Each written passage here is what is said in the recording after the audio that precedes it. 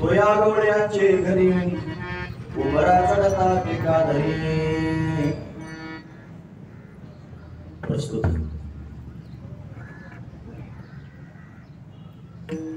कीर्तनरूपी सेवेकरिता निवडलेला अभंग जगद्गुरु जगतवंदनीय सर्वांच्या अंतकरणाचा अधिष्ठान असणारे माऊली तुकोबाराय यांचा 4 चरणांचा आणि भगवंताचा विशेष असणारा महिमा वर्णन करून सांगणारा भक्तांकरिता अनंत कोटी ब्रह्मांडाचा नायक असणारा परमात्मा बालरूप धारण करून भक्तांचं चित्त कसं आकृष्ट करून घेतो हे वर्णन करून सांगणारा अशा पद्धतीचा हा अभंग आहे। या अभंगामध्ये माऊली तुकोबाराय आपल्याला काय प्रतिपादन करून सांगतात तत्पूर्वी आपण एकदा संतांना नमन करूया। श्री संतांचे माताचे श्री संतांचे माताचे श्री संतांचे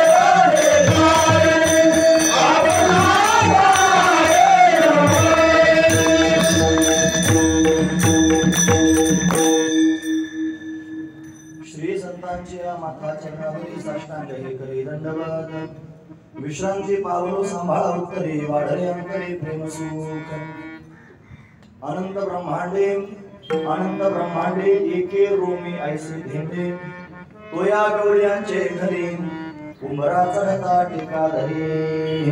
प्रस्तुत प्रतिवर्षीप्रमाणे याही वर्षी आपण सर्वांनी मोठ्या आनंदाने उत्साहाने प्रेमाने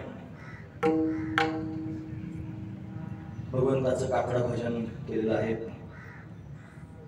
कार्तिक स्नान ज्याला आपण सर्वजण म्हणतो, महिनाभर सर्वांनी त्यांनी भगवंताची सेवा केली आणि त्या सेवेची असणारी ही सांगता आहे। त्या सांगते प्रत्यर्थ असणारी ही भगवंताची काल्याची कीर्तनरूपी सेवा ही अकारण करुणा करून आले भक्तकाम कल्पतरुम भगवान पांडुरंग परमात्म्याच्या अथंग करुणेने त्याच्या दयेने या सर्व संयोजक मंडळीच्या माध्यमातून विशेष करून हरिभक्तीपरायण आदरणीय श्री दासखेडे बाबा त्यांचा अथक परिश्रमातून त्यांच्या फार हट्टातून अशा पद्धतीने ही सेवा आमच्या वाटेला आलेली आहे। सेवेकरिता निवडलेला अभंग जगद्गुरु तुकोबारायांचा आहे। तो तुकोबाराय अभंगाच्या माध्यमातून भगवंताचं व्यापकत्व वर्णन करून सांगतात आणि व्यापकत्व सांगता सांगता म्हणजे स्वरूप लक्षण त्यांनी सांगता सांगता तटस्थ लक्षणही वर्णन करून सांगतात। परमात्म्याला 2 अंगाने पाहिलं पाहिजे। देव स्वरूप लक्षणाने पाहिला जातो आणि तटस्थ लक्षणाने पाहिला जातो। स्वरूप लक्षण म्हणजे जो सच्चिदानंद घन असणारा परमात्मा आहे तो व्यापक आहे। माऊली ज्ञानोबराय सांगताना म्हणतात गगनाचे प्रावरण गगनासारखं व्यापक आहे। हे सत्य ज्ञानानंद गगनाचे प्रावरण सत्य ज्ञानानंद गगनाचे प्रावरण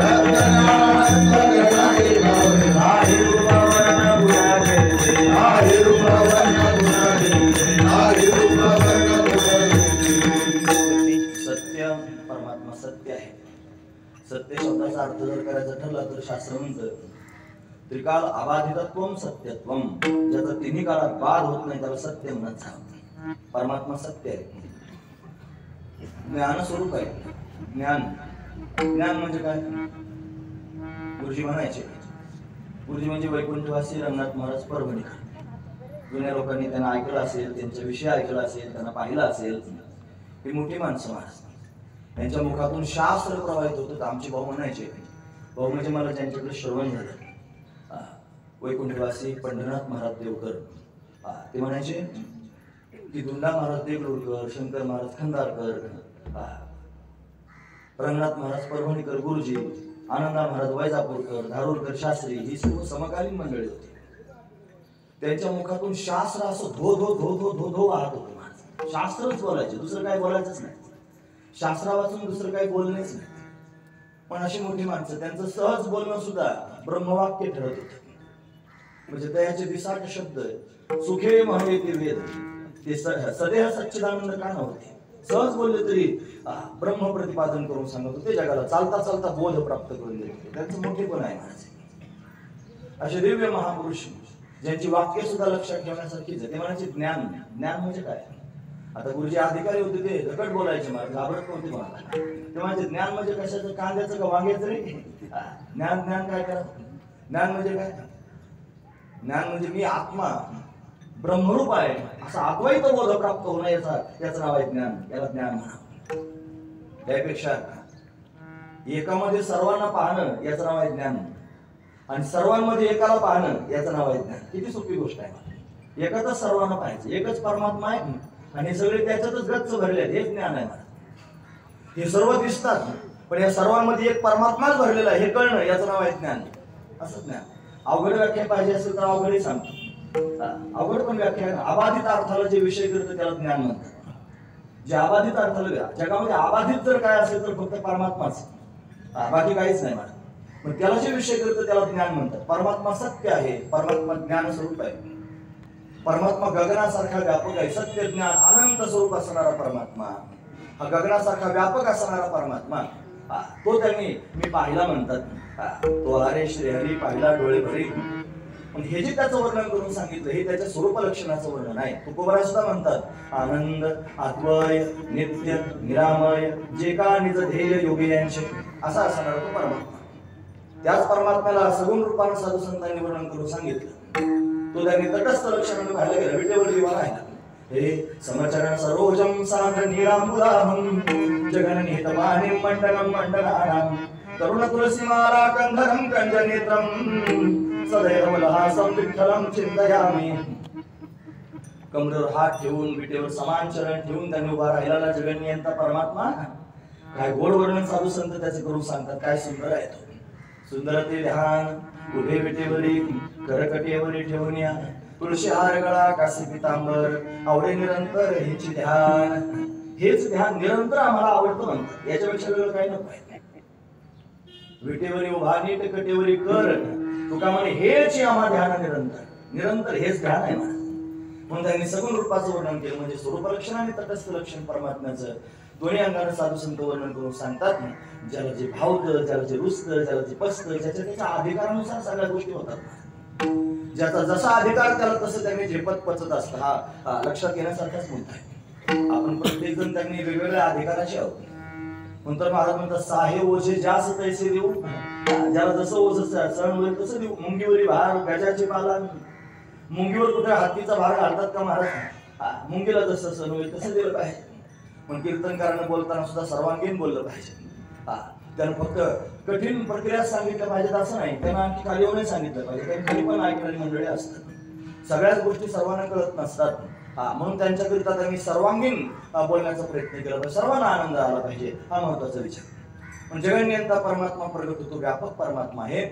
तो व्यापक असणारा परमात्मा स्वतःचा आनंद घेण्याकरिता सगुण साकार होऊन भक्तांच्या समोर प्रत्यक्ष प्रगट होत असतो.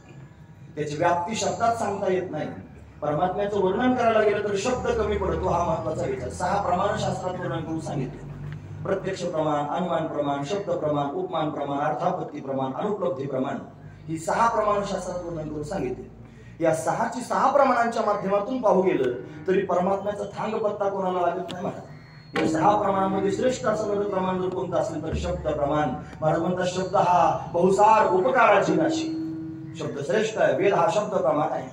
पण वेदाला विचारलं देव कसा आहे सांग. वेद सांगण्याकरिता निघाला खरा पण सांगता आलं नाही महाराज त्याला.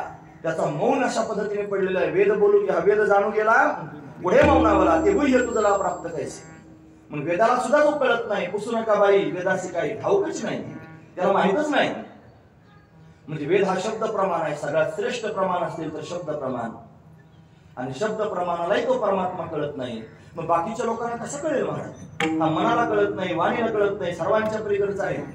मग मन वाणीच्या पलीकडे असणाऱ्या परमात्म्याला पाहावं कसं, शोधावं कसं, बघावं कसं, त्याच्याशी बोलावं कसं. महाराज म्हणतात आम्हाला जमतंय. आणि कसं काय तुम्हाला जमलं तरी सांगा.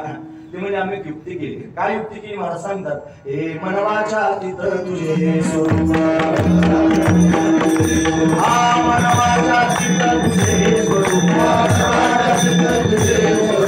म्हणूया बाप भक्ती केली, म्हणूया बाप भक्ती केली, म्हणूया बाप भक्ती केली. जिया बापे मुझको आनंदा, जिया बापे मुझको आनंदा, जिया बापे मुझको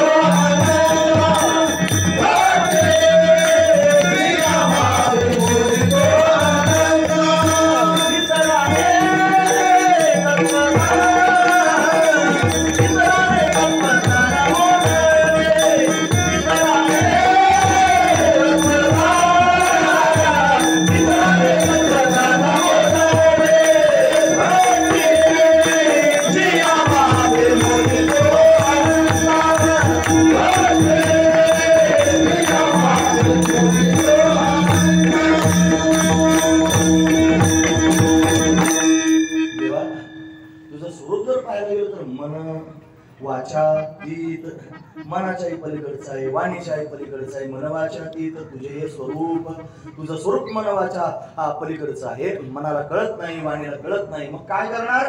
म्हणून या माप भक्ती केली. म्हणून शब्दाला फार महत्व असतं. म्हणून या आमचे भाऊ म्हणायचे असं सहज नाही म्हणायचं.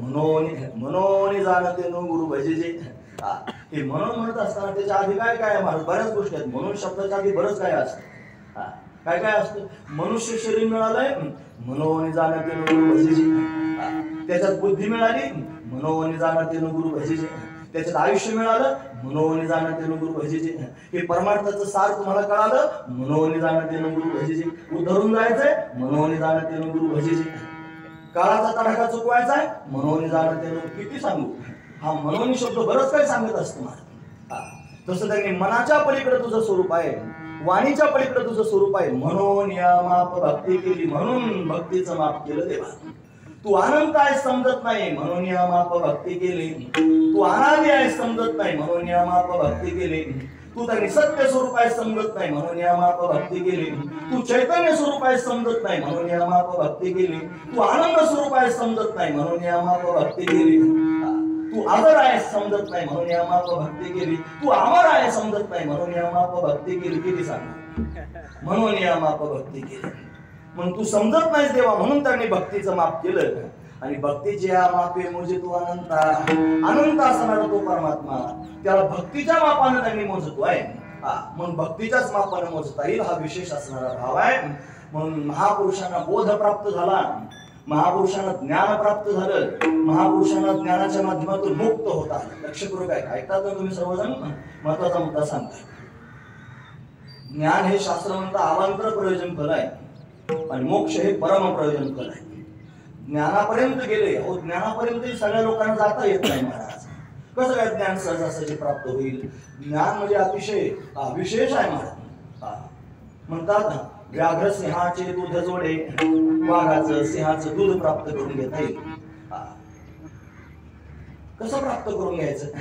काय केलं म्हणजे वाघ सिंहाचं दूध आपल्याला साठवता येईल. म्हणजे काही नाही आपल्या घरातून भांड घेऊन जायचं, वाघीण धरायची आणि दूध पिळायचं. जमतंय काय महाराज. जमण्यासारखे बघा एखादं तुमच्या भागात बरेच वाघ आहेत. जास्त वाघ तुमच्या परिसरात आहेत. एखादी वाघीण धराच बघा जमतं का. फार कठीण आहे ना महाराज, ती वाघ दिसणंच कठीण आहे.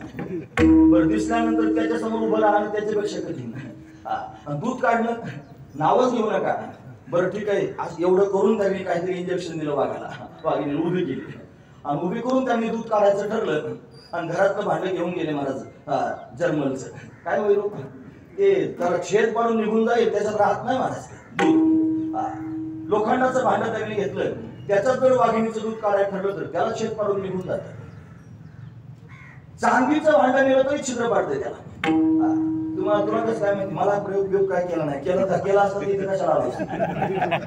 म्हणजे असा जर प्रयोग केला तुम्हाला दिसतो कशाला असतो, हा महत्वाचा विचार. मी काय प्रयोग केला नाही, पण माझा साधू संतांच्या वचनावर विश्वास आहे. ते म्हणतात कठीण आहे मला, त्याला सोन्याचं पात्र असावं लागतं, त्याला सोन्याचं पात्र असावं. सोन्याच्या पात्रातच वाघ सिंहाचं दूध सोडलं जातं, दुसऱ्या पात्रात नाही. तसं ज्ञान हे कुठेही प्राप्त होत नाही, कोणत्याही बुद्धीत उतरत नाही. ते ज्ञान प्राप्त करून घेण्याकरिता बुद्धी सुद्धा अतिशय निर्मळ असली पाहिजे, शुद्ध असली पाहिजे, पवित्र असली पाहिजे. शास्त्र म्हणतं बुद्धी जाणे व न जाणे हे त्यास तो अपार शुद्ध परमात्मा मीची असे. बुद्धी त्याला जाणते सुद्धा आणि जाणतही नाही. जसा आरसा असतो की नाही महाराज, आरशात पाहिलं की तोंड दिसतं. हेच तव्याच्या काळात जर पाहण्याचा प्रयत्न केला तर दिसेल का? दिसणार नाही. विठोबा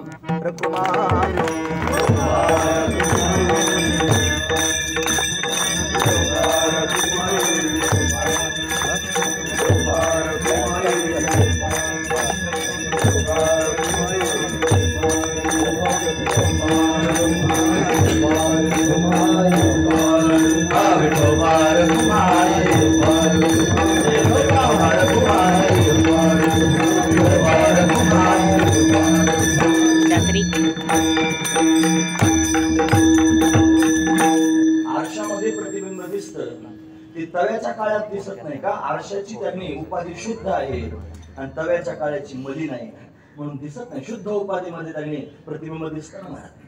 तसं बुद्धी जर शुद्ध असेल तर त्याच्यात परमात्म्याचं दर्शन घडेल आणि बुद्धी जर अशुद्ध असेल तर त्यांनी महाराज परमात्म्याचं दर्शन घडणार नाही. म्हणून त्यांनी ज्ञान प्राप्त करून घेणं हे सुद्धा सहज नाही. त्याच्याकरिता बुद्धी शुद्ध असली पाहिजे. गुरुजी म्हणायचे ज्ञान कळण्याकरिता बुद्धी असावी लागते, ज्ञान पटण्याकरिता पुण्य असावं लागतं आणि ज्ञान झेपण्याकरिता अधिकार असावा लागतो. जर बुद्धी नसेल तर ज्ञान कळत नाही, पुण्य नसेल तर ज्ञान पटत नाही आणि अधिकार नसेल तर ज्ञान झेपत नाही. म्हणून ज्ञान प्राप्त करून घेणं कठीण आहे. हे अवांतर प्रयोजन सांगितले, त्याच्यापेक्षा पुढे मोक्ष आहे. असं ज्ञान मिळवायचं, ज्ञानानंतर मोक्ष प्राप्त होत असतो आणि मग पूर्णत्व प्राप्त होतं. आणि असं पूर्णत्व प्राप्त झालं ते म्हणतात काहीच काम करायचं शिल्लक राहिलं नाही. काम नाही झालं आहे कामा खावल्या त्या करू चेष्टा निश्चय कृष्णा पैसोन्या, काहीच काम राहिलं नाही.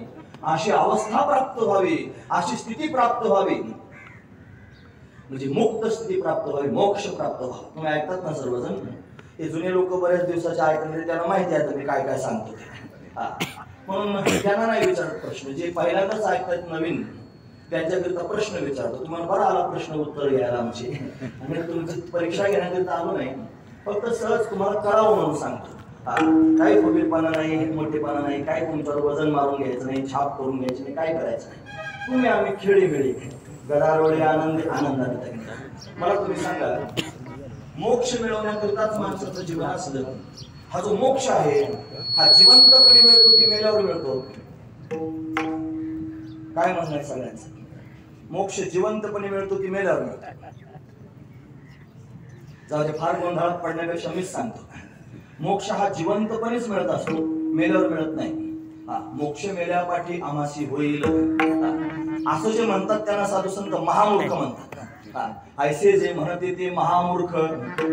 मोक्ष मेल्यापाठी आमासी होईल. मोक्ष हा मेल्यावर होत नसतो, जिवंतपणेच होत असतो. मोक्ष होणं म्हणजे नेमकं काय? मुक्त होणं म्हणजे नेमकं काय? त्याची व्याख्या सांगतो. लक्षपूर्वक ऐका. मृत्यू म्हणजे काय आणि मुक्ती म्हणजे काय यातला फरक सांगतो. मृत्यू म्हणजे वासना शिल्लक राहाव्यात आणि आयुष्य संपून जावं. परत ऐका, वासना शिल्लक राहाव्यात आणि आयुष्य संपून जावं याला म्हणायचं मृत्यू, याला म्हणायचं मरण. आणि वासना सगळ्या संपून जाव्यात आणि आयुष्य शिल्लक राहावं याला म्हणायचं मोक्ष, मुक्ती. सगळ्या वासना संपून जाव्यात, काहीच वासना शिल्लक राहू नये आणि आयुष्य शिल्लक राहावं याला म्हणायचं मोक्ष, मुक्ती. महापुरुषांचं असंच झालं महाराज. लक्षपूर्वक आहे, विनाकारण तुमची वेळ घेत नाही. मला माझ्याकडेच वेळ कमी आहे, मला कथा सांगायला जायचं पिंपळनेरला, म्हणून मला घाईला गेलं पाहिजे.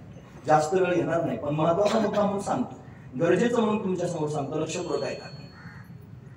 म्हणून महापुरुषांना कोणत्याच प्रकारची वासना शिल्लक राहिली नाही, जिवंतपणेच मोक्ष मिळाला. काही करायचं राहिलं नाही. फावले त्या करू चेष्टा म्हणे. मग काय करणार? मग म्हणे भगवंताचं भजन करूया, भगवंतावर प्रेम करूया, त्या प्रेमानं चिंब होऊन जाऊया. म्हणून ते दिव्य असणारे महापुरुष भगवंताचं चिंतन स्मरण करू लागले. भगवंतांनी प्रगट झालं. म्हणजे काय काम आहे? म्हणे काय नाही, देवा तुझ्याबरोबर खेळावं असं वाटतंय, उड्या माराव्याशा वाटतात, तुझं दर्शन प्राप्त करून घ्या, तुझी संगती प्रिय वाटते.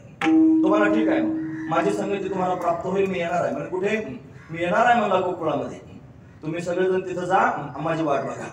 जेवढ्या लोकांनी तपश्चर्या केली होती, सगळेचे सगळे लोक त्यांनी तपश्चर्या करणार एका जागेवर जमा झाले. सगळे अवतार घेऊन आले. कोणी गोपाळ झाले, कोणी गोपिका झाले, कोणी गोमाता झाले, कोणी वृक्ष झाले, कोणी पर्वत झाले, कोणी जल झाले, कोणी माती झाले, कोणी दगड झाले, सगळे आले महाराज.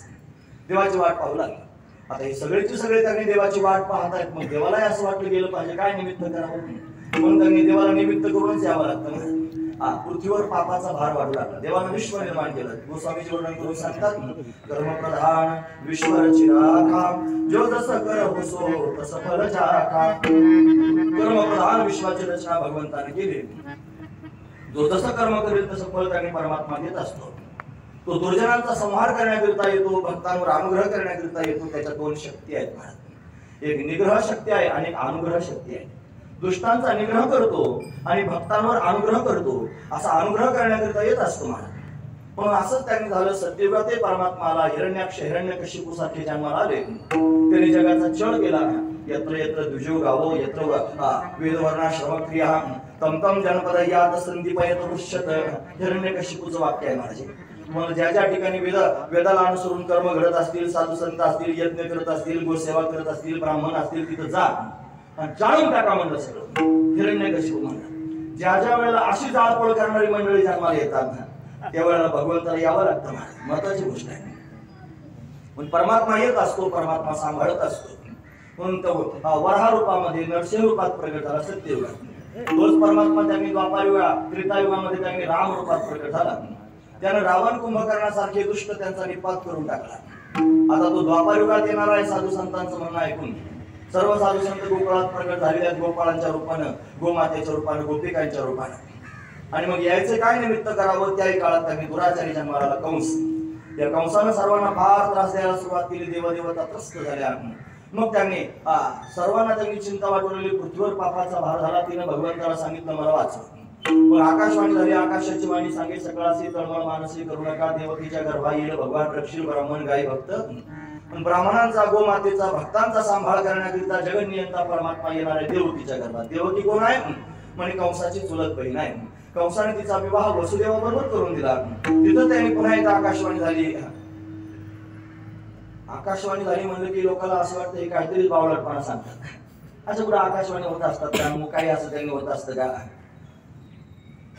ज्यांना बावळटपणा वाटतो त्यांच्याकरिता नाही मी सांगत, ठीक आहे ना, सरळ गोष्ट आहे. ज्यांना श्रद्धा पोटात आहे, भाव आहे, विश्वास, मला फार खरूच बोलता येतं माझं. म्हणजे काहीच न करता नाकातले केस सुद्धा जळू शकतात. खरंच खोटं नाही सांगत. आकाशवाणी होत असते ना, आकाशवाणी ऐकायला पण येत असते, पण ती सगळ्यांना ऐकू येत नाही. जे तार्किक असतील त्यांच्याकरिता सांगताय. सगळेच ऐकणारे भाविक श्रद्धावान असतात असं नाही. कुठेतरी तर्क पण पोटात असतो. कसं काय आकाशवाणी होत असेल? म्हणजे कसं काय कुलप उघडले, कसं काय दरवाजे उघडले, टोपली कसं काय आली, पाय लावल्यावर पूर कसं काय वसरला, तुला काय करायचं? तुला काय घेणं पडलं? आम्हाला आमचा देव आहे, आम्हाला माहिती काय करतो, त्याचं सामर्थ्य काय आम्हाला चांगल्यापैकी माहिती आहे. काय घेणं देणं पडलं? आणि आकाशवाणी कसं काय होते? अरे आकाशवाणी ऐकण्याकरिता पात्रता असावी लागते. आकाशवाणी ऐकू येण्याकरिता योग्यता असावी लागते.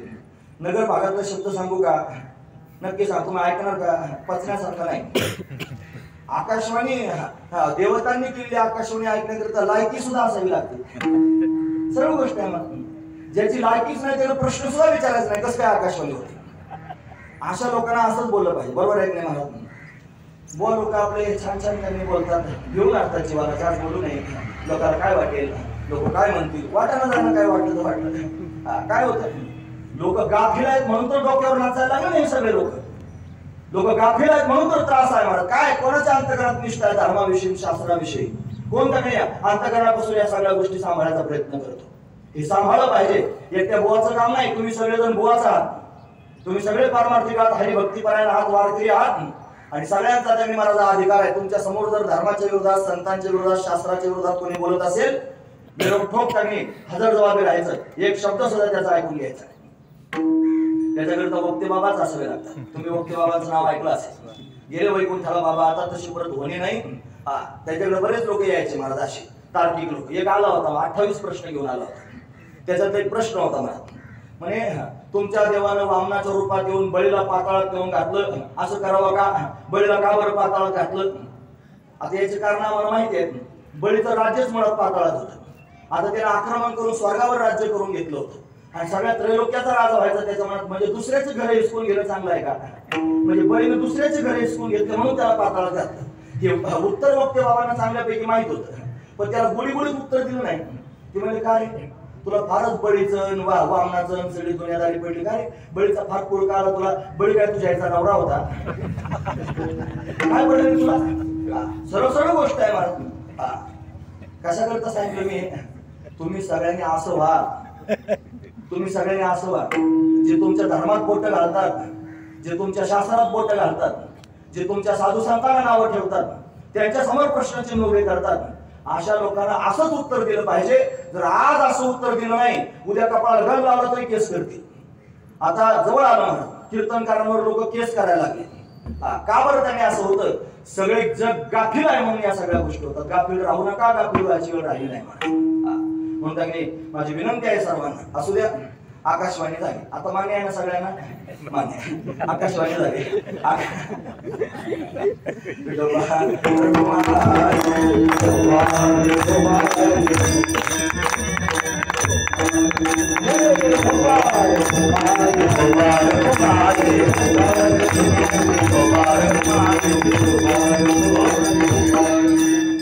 कंस घाबरला. त्यानं देवकीला मारहाण करायला सुरुवात केली. वसुदेवानं हात पकडला. दोघांना बंदीखान्यात नेऊन टाकलं. याचा काळ 6 लेकर झाले. कंसानं मारून टाकले. 7वा गर्भ आला. योगमायेनं पळवला. तो रोहिणीच्या गर्भात नेऊन स्थापन केला. इथे लोकांना गुदगुल्या होतात. इकडून गर्भ उचललं, तिकडे कसं काय नेऊन घातला? अरे विज्ञान काय म्हणतं बघ ना. ट्यूब मध्ये बेबी तयार केलं, टेस्ट ट्यूब बेबी होतं की नाही आता? मग त्यावेळेस काय होऊ शकत नसेल? सगळ्या गोष्टी ऋषीमुनींचं शास्त्र यांनी घेतलं, विज्ञान रूपाने सगळ्यांच्या समोर प्रगट केलं. म्हणून त्यांनी तिकडे भाद्रपद शुद्ध षष्टीला रोहिणीच्या उदरात त्यांनी बलराम प्रगट झाला. अष्टम गर्भ रूपाने परमात्माला देवकीचं तेज वाढू लागलं. कंस घाबरला. 9 मास पूर्ण झाले. श्रावण वद्य अष्टमी आली. बुधवारचा दिवस आहे. रोहिणी नक्षत्र आहे. ग्रह नक्षत्र भगवंताला अनुकूल आहे. जगन्यंता परमात्मा त्यांनी कारागृहामध्ये रात्री 12 वाजता प्रगट झाला. लख प्रकाश पडलेला आहे. प्रकाशाने दिव्य असणारी आकृती धारण केली. 8 वर्षाची मूर्ती, चतुर्भुज असणारी भगवंताची मूर्ती प्रत्यक्ष प्रगट झाली. आणि मग त्यांनी बराचसा संवाद झाला. मग भगवंताने सांगितले, पहा मी तुम्हाला दर्शन देण्याकरिता आलो खरा, पण मी थांबणार नाही. मग मला जायचं आहे. म्हणजे कुठं जायचं आहे? महाराज वर्णन करून सांगतात. हे नंदाच्या घराला मजणे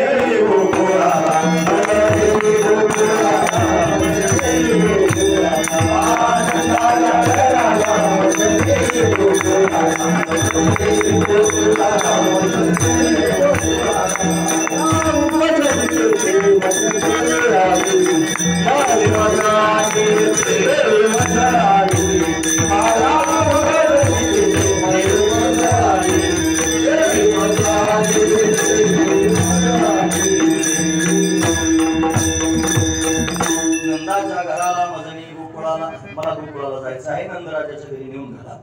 देवा एवढा मोठा आहे, कसं न्यायचं? म्हणजे मी सगळी तरतूद केली, तुम्हाला काय करायचं नाही. म्हणून त्यांनी कन्हैयाला मांडीवर घेतलं. देवती नसताना पान करू लागली. पण दुसऱ्या क्षणाला आठवलं, सोडा सोडा मिठी लपवा लपवा जगजेठी जनी कंसाची कळेल माझ्या बाळाशी मारेल. म्हणून त्यांनी वसुदेवाच्या हातात देऊन टाकलं. उचलीला कमळापती पायीची बंधने गळती बंधन घालून गेली. द्वारपाल झोपे गेले. मनसे रक्षपाल ते म्या मोहिले सकळ सर्वजण मोहित झाले. कुलप गाळलेले आहेत, दरवाजे उघडलेले आहेत. वसुदेव जाण्याकरिता निघाले. सगळं मान्य आहे ना? हे असं सगळं मान्य होतं. आपोआप आधी लस दिली पाहिजे. आधी दोष दिला नाही तर चांगला, की मग सगळ्या गोष्टी मान्य होतात. डोक्यात वळवळ होत नाही, काही होत नाही, काही त्रास होत नाही. मग सहज सगळ्या गोष्टी मान्य होत असतात. म्हणून त्यांनी असंच बोललं पाहिजे. असंच बोलण्याची गरज आहे बरं माय बाप. महत्वाची गोष्ट, मला तुमच्या समोर काही फुगे, मी फुगीर बुवा नाही हो, तुमच्या पाया पडतो, माझं काही म्हणणं नाही, पण मला गरज वाटते. फार फिरतो ना मी, फार जगात फिरतो आणि फिरून फिरून मला या गोष्टी पाहायला मिळतात. तुम्ही शांत आहात म्हणून तुम्हाला त्रास आहे. आणि गोष्ट लक्षात ठेवा, अन्याय करणारा मनुष्य जेवढा गुन्हेगार आहे त्याच्यापेक्षा जास्त गुन्हेगार निमूटपणे अन्याय सहन करणार आहे. माझ्या धर्माला जर कोणी नाव ठेवीत असेल, माझ्या संतांना जर कोणी नाव ठेवीत असेल, माझ्या देवाला जर कोणी नाव ठेवीत असेल आणि माझ्या समोर ठेवीत असेल, मी जर शांतपणे ऐकून घेत असेल तर तो गुन्हेगार नाही, मी गुन्हेगार आहे. म्हणून त्यांनी मी शांत राहायचं नाही. मी त्यांनी बोललंच पाहिजे. ज्याच्या अंतकरणात धर्माविषयीची, शास्त्राविषयीची निष्ठा आहे त्यानं ती जीवनामध्ये त्यांनी जीवनभर शेवटच्या श्वासापर्यंत बाळगावी. महत्वाची गोष्ट आहे. असू द्या, भगवान लहान झाला, टोपलीत घातला, डोक्यावर घेतला, धोधो पाऊस पडायला लागला, यमुनेला पूर आला, पुरात प्रवेश केला. वसुदेवानं बाप आहे ना महाराज, बापाचा अंतकरण आहे. पूर वाढू लागला, वसुदेवाच्या घोट्याचं पाणी गुडघ्याला, गुडघ्याचं कमरेला, कमरेचं छातीला, छातीचं गळ्याला लागू लागलं. नाका तोंडात पाणी जाणार इतक्यात पायाचा अंगुष्ठ भगवंतांना लावला, यमुनात वाहून गेली. पलीकडच्या काठाला गेले, तिथे यशोदा राणीच्या समोर कन्या प्रगट झाली होती.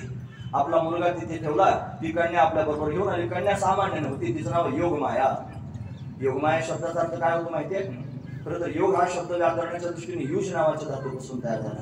जोडणे अर्थाने, जोडणे, जोडणे, जोडणारी माया. तसं तर मायेला सर्वजण मिळतात. भगवान म्हणतो दैवी हे श्याम गुणमयी मम माया भरत्या मामे वये प्रपद्यन्ते माया मे तांतरन्ते ते. म्हणून त्यांनी माया ही सर्वांना त्रास देते असं सर्वांना वाटतं, पण तीच माया ज्यावेळेला योग माया होऊन येते त्यावेळेला जोडते, जोडायचं काम करते. काय जोडते? जीवाचं परमात्म्याशी नातं जोडून देते. महाराज जीव परमात्म्याला एकत्र करते अशी असणारी माया योगमाया प्रगट झाली. या योगमायेनं त्यांनी भगवंताचं कार्य करायला मदत केली म्हणून ती माया प्रगट झाली. तिला वसुदेवानं आपल्या बरोबर घेतलं, देवाला तिथे ठेवलं. ठेवी मजा आणि येते. आणि मग त्यांनी पुन्हा कारागृहात आले. मायेनं आकांत केला, कंस धावत आला. कंसाने तिला मारण्याचा प्रयत्न केला, हातातून निसटले, आकाशात उभी राहिली. भागवतात वर्णन आहे महाराज, किम मया हातो मंदहा, मंद म्हणजे मूर्ख, मूर्खा मला काय मारतोस? तुला मारणारा माझ्या आधी जन्माला आलेला आहे. तुझं लागे मध्ये उपजला मजा माझ्या आधी जन्माला आला. कंस त्याने भयभीत झाला. इकडे गोकुळ असे लोकांना परमात्म्याच्या प्राकट्याची बातमी कळाली. फार आनंद झाला. सर्वजण भगवंताला पाहण्याकरिता येऊ लागले. नटून थटून शृंगार करून खेळणा, पाळणा, कपडा, वस्त्र, आभूषण हे सगळं घेऊन त्यांनी भगवंताला पाहण्याकरिता येऊ लागले. देवाला पाळण्यात घातलेला आहे. पाळण्यात असणारा कन्हैया सर्वांनी डोळे भरून पाहिला आणि त्याला पाहिल्यावर एवढा आनंद झाला महाराज, एवढं सुख झालं की त्या सुखाचं शब्दात वर्णन करता येत नाही. महाराज वर्णन करून सांगतात, हे गोकुळच्या सुखा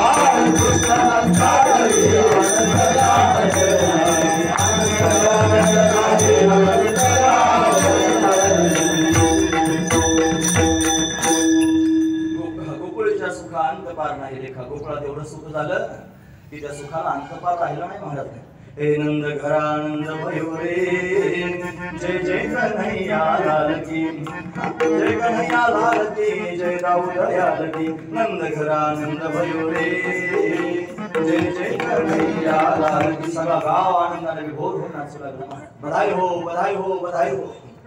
सर्वजण आनंद विभोर आहेत. जेवढे जेवढे भगवंताची वाट पाहत होते तेवढ्या तेवढ्या लोकांना सुख झालं. कारण सुख होत असतं ते वाट पाहणाऱ्याच होत. जे वाट पाहत नाहीत त्यांना काय घेणं देणं नसतं. महत्वाची गोष्ट, साधू संतांनी भगवंताची वाट पाहिली, सुखी झाले. किती वाट पाहिली माहिती आहे तुम्हाला? तुकोबारांचा अभंग सगळा म्हणून दाखवतो. ते म्हणतात, वाटुली पाहता शिनले डोळे, डोळ्याला शिन येईल एवढी त्यांनी वाट पाहिली. दावीसे पावले कैव डोळा, तुमाय माऊली कृपेची सावली, विठ्ठले पाहिली वास तुझी, माय आहेस माऊली आहेस विठ्ठला तुझी वाट पाहिली. कशी वाट पाहिली माहिती आहे? नामदेव आता काकडा चालू आहे ना महाराज. नामदेव महाराज म्हणतात, हे आसुवे दाटली उभारो बाहे, आसुवे दाटली उभारो बाहे, आसुवे दाटली उभारो बाहे, आसुवे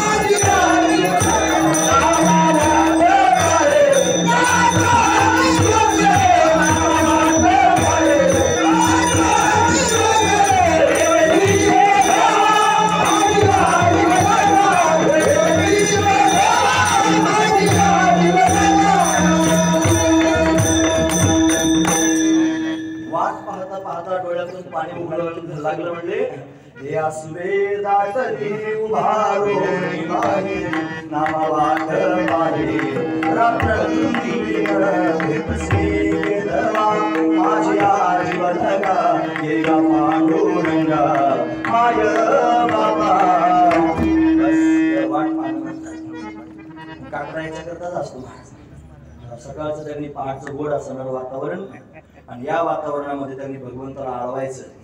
काकडा म्हणणं म्हणजे आपल्या अंतकरणातल्या सगळ्या भावना भगवंताच्या समोर प्रगट कर. बस एका गाके विलवाना केलो दिनाचा दीन काय तुझी हिन शक्ती झालीसे दिनेसे. आपल्या भावना भगवंताच्या समोर व्यक्त करायच्या. तुझ्या वेळेला प्रगट होतो त्यावेळेच्या सुद्धा भावना लाजले गे माया ताटवनारू जिकडे पाय तिकडे सर्व भुजा गो काढू. त्याला पाहिल्यानंतर त्याने मला विशेष भाव तयार होतात. हे आता कोठे आले आता कोठे आले आता कोठे आले आता कोठे आले तुझे चरणावे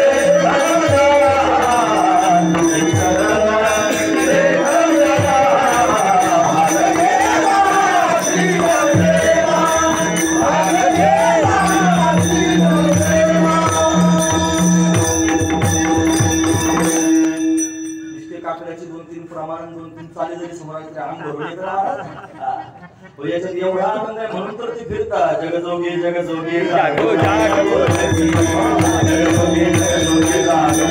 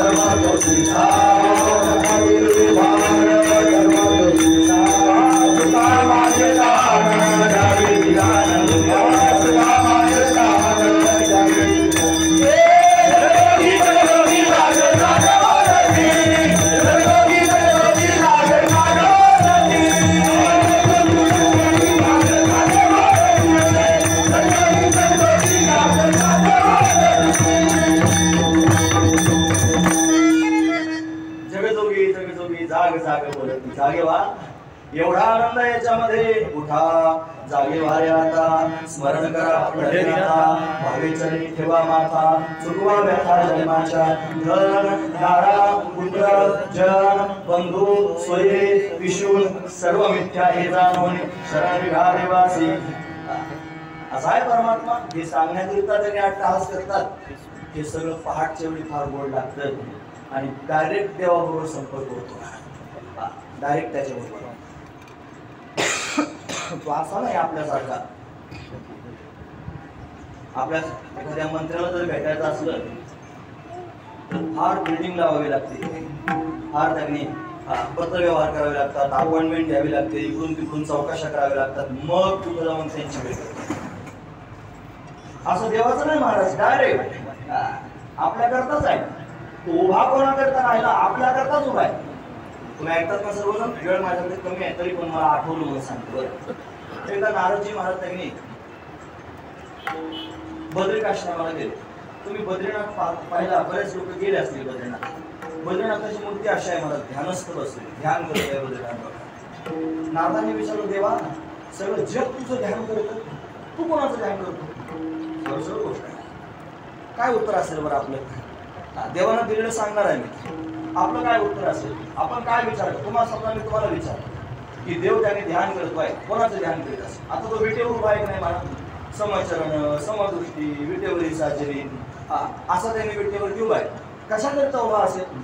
का कोणाकरता उभा असेल? असा जर विचार आला, जास्त त्यांनी विचार करण्याची गरज नाही. मी सांगतो, प्रत्येक माणसाच्या मुखातून शब्द बाहेर पडला पाहिजे. कोणाचं ध्यान करतो देव? आपाप छातीला हात केला पाहिजे आणि असं म्हणलं पाहिजे, माझं ध्यान करतोय. तो विटेवर उभा आहे ना, तो समान चरण, समान दृष्टी ठेवून, कमरेवर हात ठेवून कोणाची वाट पाहतोय?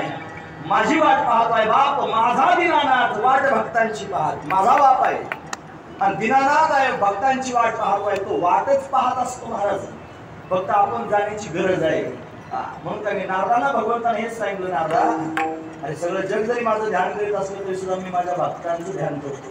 तो भक्तांचं ध्यान करणारा परमात्मा आहे, म्हणून त्याचं ध्यान आपल्याला सुद्धा कधी करता आलं पाहिजे. जो त्याचं अखंड ध्यान करतो तो त्याचं ध्यान करतो, हा महत्वाचा विचार. म्हणून काकड्याच्या माध्यमातून त्याच्याशी संवाद साधता येतो, बोलता येतो. तो प्रगट झाला की मग विलक्षण असणारा आनंद होतो. असंच झालं महाराज गोकुळामध्ये परमात्मा आता मुद्द्यावर आलं पाहिजे की नाही?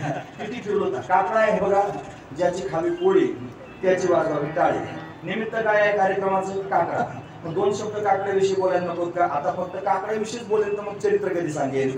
म्हणून त्यांनी काकडा तुमच्या लक्षात आला. आता भगवान प्रगट झाला, सर्वांना विलक्षण असणारा आनंद झाला.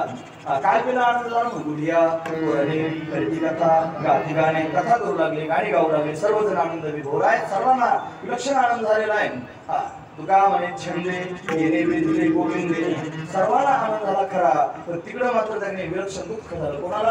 कंसाला. म्हणजे कृष्ण गोकुळी जन्मला, दुष्टा चळकाप सुटला, दुष्टाला चळकाप सुटला. कंस हा अहंकार आहे. बोधरूपी कृष्ण प्रगट झाला की अहंकार रूपी कंसाला ठेस लागत असते. तुम्ही लक्षात घ्या मी काय सांगतो ते. अहंकारच अशी वस्तू आहे जी आपल्याला ब्रह्मसायुज्य प्राप्त करू देत नाही.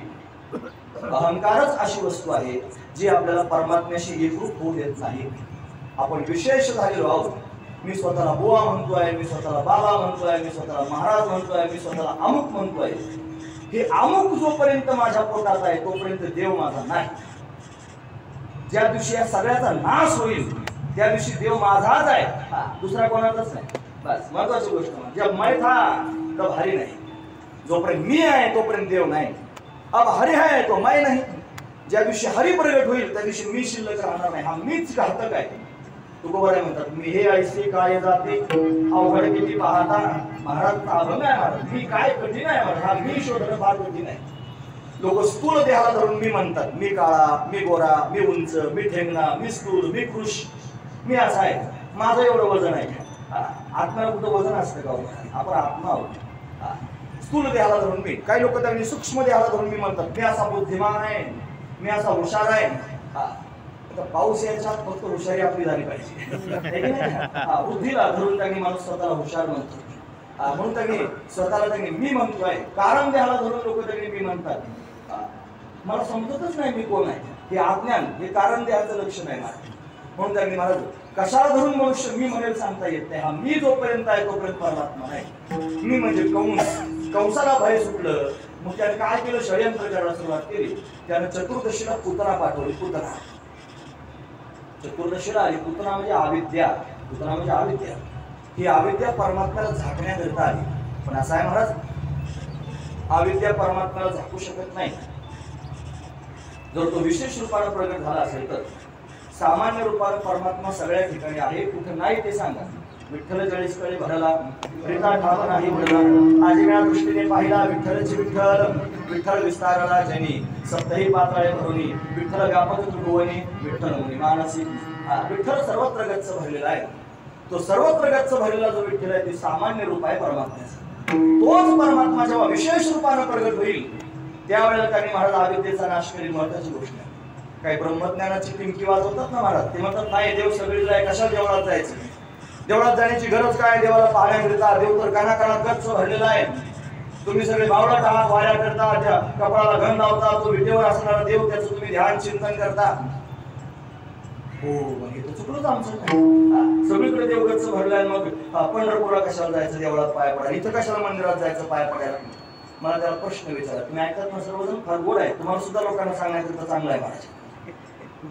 हवा हवा ऐकण्यासाठी हवा म्हणजे कोणाची असं नाही म्हणत मी, हवा म्हणजे प्राणवायू सगळीकडे हवा आहे महाराज. ही हवा सगळ्या ठिकाणी आहे. तुम्ही जर मोटरसायकलवर प्रवास करायला लागले आणि जंगलातून प्रवास चालू आहे, अशा वेळेला जर तुमच्या मोटरसायकलची जी चाकं असतात ना त्याच्यात पण काय असतं, हवा असते. आणि वातावरणात पण काय आहे, हवा आहे. हवा कुठं नाही सांगा बरं, सगळ्या ठिकाणी हवा आहे.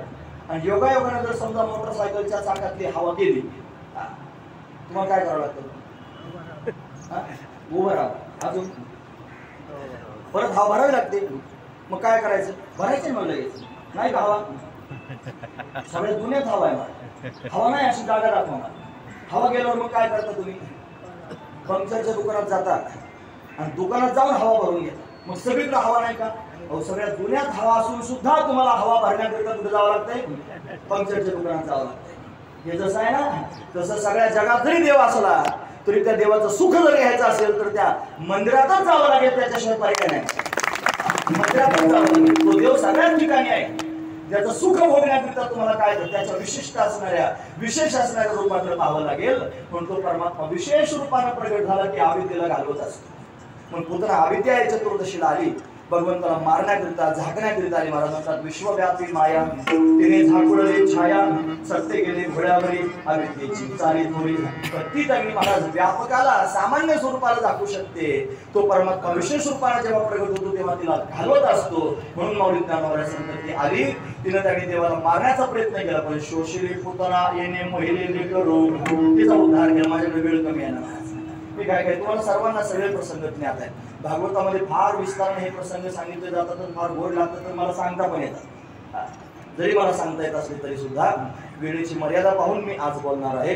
म्हणून त्यांनी आता पुढे तिथेही पिंपळनेरला निळोबारायांच्या समोर कथा चालली आणि ती 2 वाजता आहे. मग त्याच्या आत त्यांनी निदान 15-20 मिनिटं तरी आधी गेलं पाहिजे की नाही, म्हणून धावपळीने तिथपर्यंत पोहोचायचं. तास दीड तास तरी नक्की लागणार. जरी मी आकाराच्या काठावर थांबलो तरी पण 1.5 तास तर नक्की लागू शकतो. म्हणून त्यांनी घाईघाईनं आपण पुढे जातो आहोत. पुतनेचा उद्धार भगवंताने केला. कसा दयाळू देव आहे पाहणा.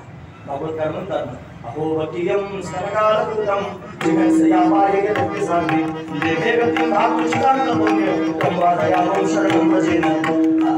तिला ती गती प्राप्त करून दिली जी गती त्यांनी आईला प्राप्त करून द्यावी. धातू म्हणजे माता, यशोदेला देवकीला जी गती द्यायची ती गती भगवंताने पुतनेला दिली. म्हणून त्याने पुतनेचा उद्धार केला. महाराज म्हणतात तुझे अवतारे जाणून स्वतंत्र देताना मनसी पात्रा पात्र कैवल्य ऐसे पवित्र वैरी आहे विधले तुवा सरकाधिकाचे निमाने सायुज्य सर्वसुविधला पुतने जी विषाचे स्तनपाने मारवारी जी विष घेऊन मारणारी तिचा उद्धार भगवंताने करून टाकला. कंसाला बातमी कळाली, पुतना मारली. कंसानं महाबळ नावाचा त्याने एक असुर पाठवलं. तो ब्राह्मणाच्या रूपात आला. माझा भगवान गो ब्राह्मण प्रतिपादक आहे. तो ब्राह्मणांवर प्रेम करणार आहे, गोमातेवर प्रेम करणार आहे. त्याला गो ब्राह्मण प्रतिपादक म्हणतात. श्रीकृष्ण परमात्म्यासारखाच आपल्या महाराष्ट्र प्रांतामध्ये आपल्या सर्वांचं संरक्षण करणारा राजा जन्माला आला. तो राजा म्हणजे छत्रपती शिवराय. या छत्रपती शिवरायांच्या नावासमोर सुद्धा गो ब्राह्मण प्रतिपादक असं त्यांनी लावलं जातं. दसकट्यांनी छत्रपतींचं चरित्रच बिघडून टाकलं. महाराज दुष्ट आहेत, महाराज वाईट आहे, तळतळ येते, जीव कासावीस होतो. रायरेश्वरावर रक्ताचा केलेला अभिषेक छत्रपतींनी काढून टाकला चरित्रात. भगवती जगदंबा प्रत्यक्ष प्रकट झाली, तिने भवानी तलवार दिली, काढून टाकलं चरित्रातून. छत्रपतींचं वाक्य होतं महाराज हे हिंदवी स्वराज्य व्हावे ही श्रींची इच्छा. आता फक्त स्वराज्य व्हावे ही श्रींची इच्छा एवढंच ठेवलं. हिंदवी शब्द काढून टाकला का? ॲलर्जी आहे महाराज हिंदू शब्दाची. ॲलर्जी आहे का? मी हिंदू आहे, स्वाभिमान असला पाहिजे. आणि स्वाभिमानाने त्यांनी महाराज हे बा हे धर्माचं व्यासपीठ आहे, मी कंबर बांधून धर्म सांगण्याकरतो बाहेर. मला दुसऱ्या कोणत्याच धर्माची निंदा करायची नाही, मला त्याचा अधिकार पण नाही, मला कोणाशी काही घेणं देणं नाही. पण माझा धर्म सांगण्याचा मला पूर्ण अधिकार आहे. पण कंबर बांधून कीर्तन करणाऱ्या जगाच्या समोर त्यांनी 2 तास बोलत असताना इकडचं तिकडचं काही बोलण्यापेक्षा ठासून कंबर बांधून धर्म सांगावा. तो धर्म अतिशय महत्वाचा, अतिशय श्रेष्ठ आहे. म्हणून त्यांनी धर्म महत्वाचा. छत्रपती शिवरायांनी धर्म सांभाळला. त्याच्यापेक्षा पुढचा मुद्दा आहे का? गो ब्राह्मण प्रतिपादक त्यांना का म्हणायचं? छत्रपतींच्या समोर एक कसाई त्यांनी अशा पद्धतीने गाय कापत होता. त्यांना सहन झालं नाही. 12 वयातच होते छत्रपती त्यावेळेला. खड्ग म्हणजे तलवार हातात घेतली आणि त्याचा जो हात आहे आता गायीवर आघात करणार, त्या हातावर तलवार मारली, हातच तोडून टाकला. किती लोकांना माहिती आहे? का माहित नाही, माहित होऊ दिलं नाही म्हणून, होऊ दिलं नाही म्हणून हे चरित्र माहित झालं पाहिजे. छत्रपतीविषयीचा आदर आपल्या अंतर्गत निर्माण झाला पाहिजे. गो ब्राह्मण प्रतिपालक, माझा असं कृष्ण परमात्मा गो ब्राह्मण प्रतिपालक आहे. म्हणून त्यांनी ब्राह्मणाचा वेशात असुर आला, मारलं नाही त्याला जीवेच, मग त्याची विटंबना केली. महाराज सांगतात, हे विटंबिला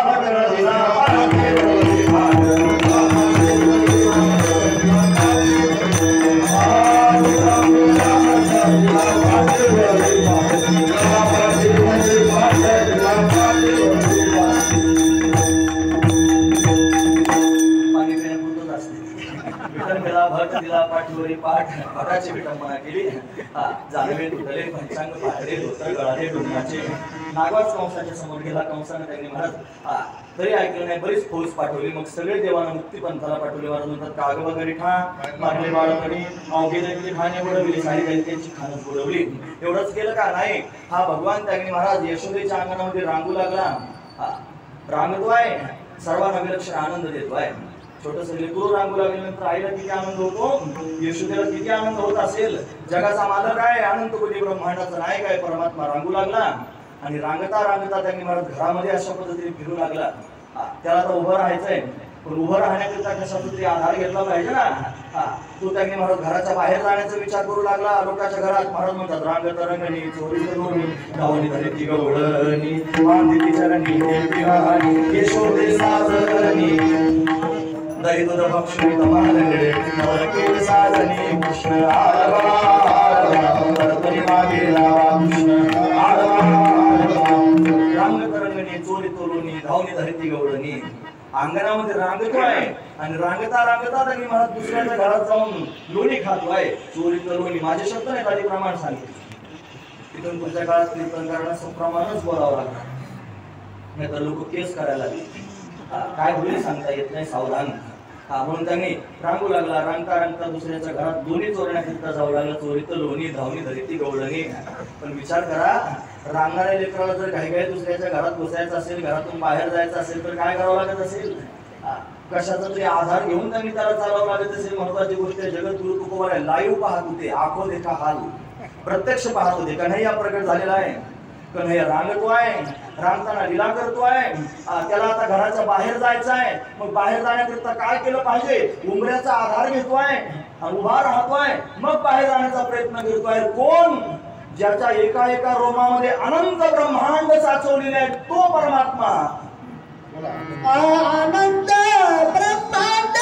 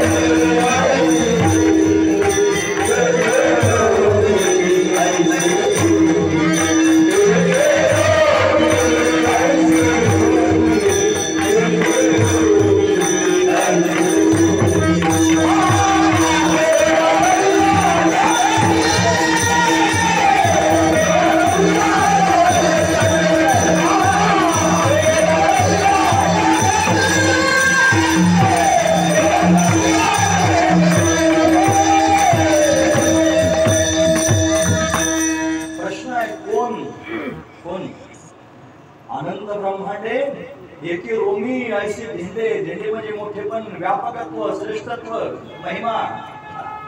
त्याचा असा महिमा आहे, त्याचा असं मोठेपण आहे त्याचं असं श्रेष्ठत्व आहे. धेंड शब्दाचा अर्थ होतो मोठं होणे, वाढणे.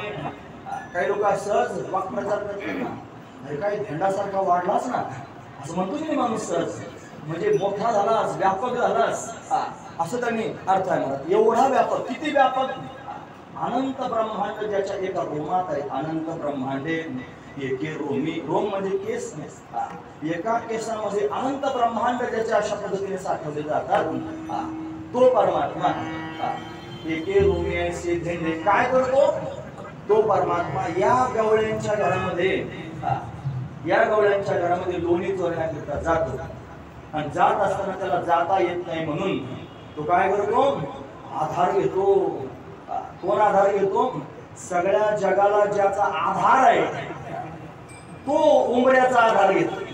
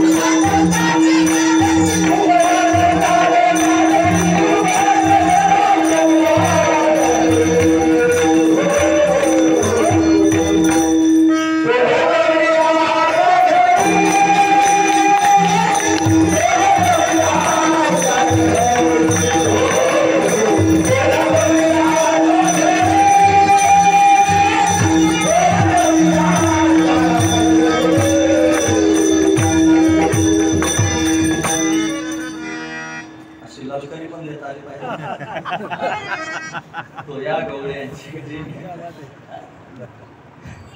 उमरा चढता टेका धरी असं आहे.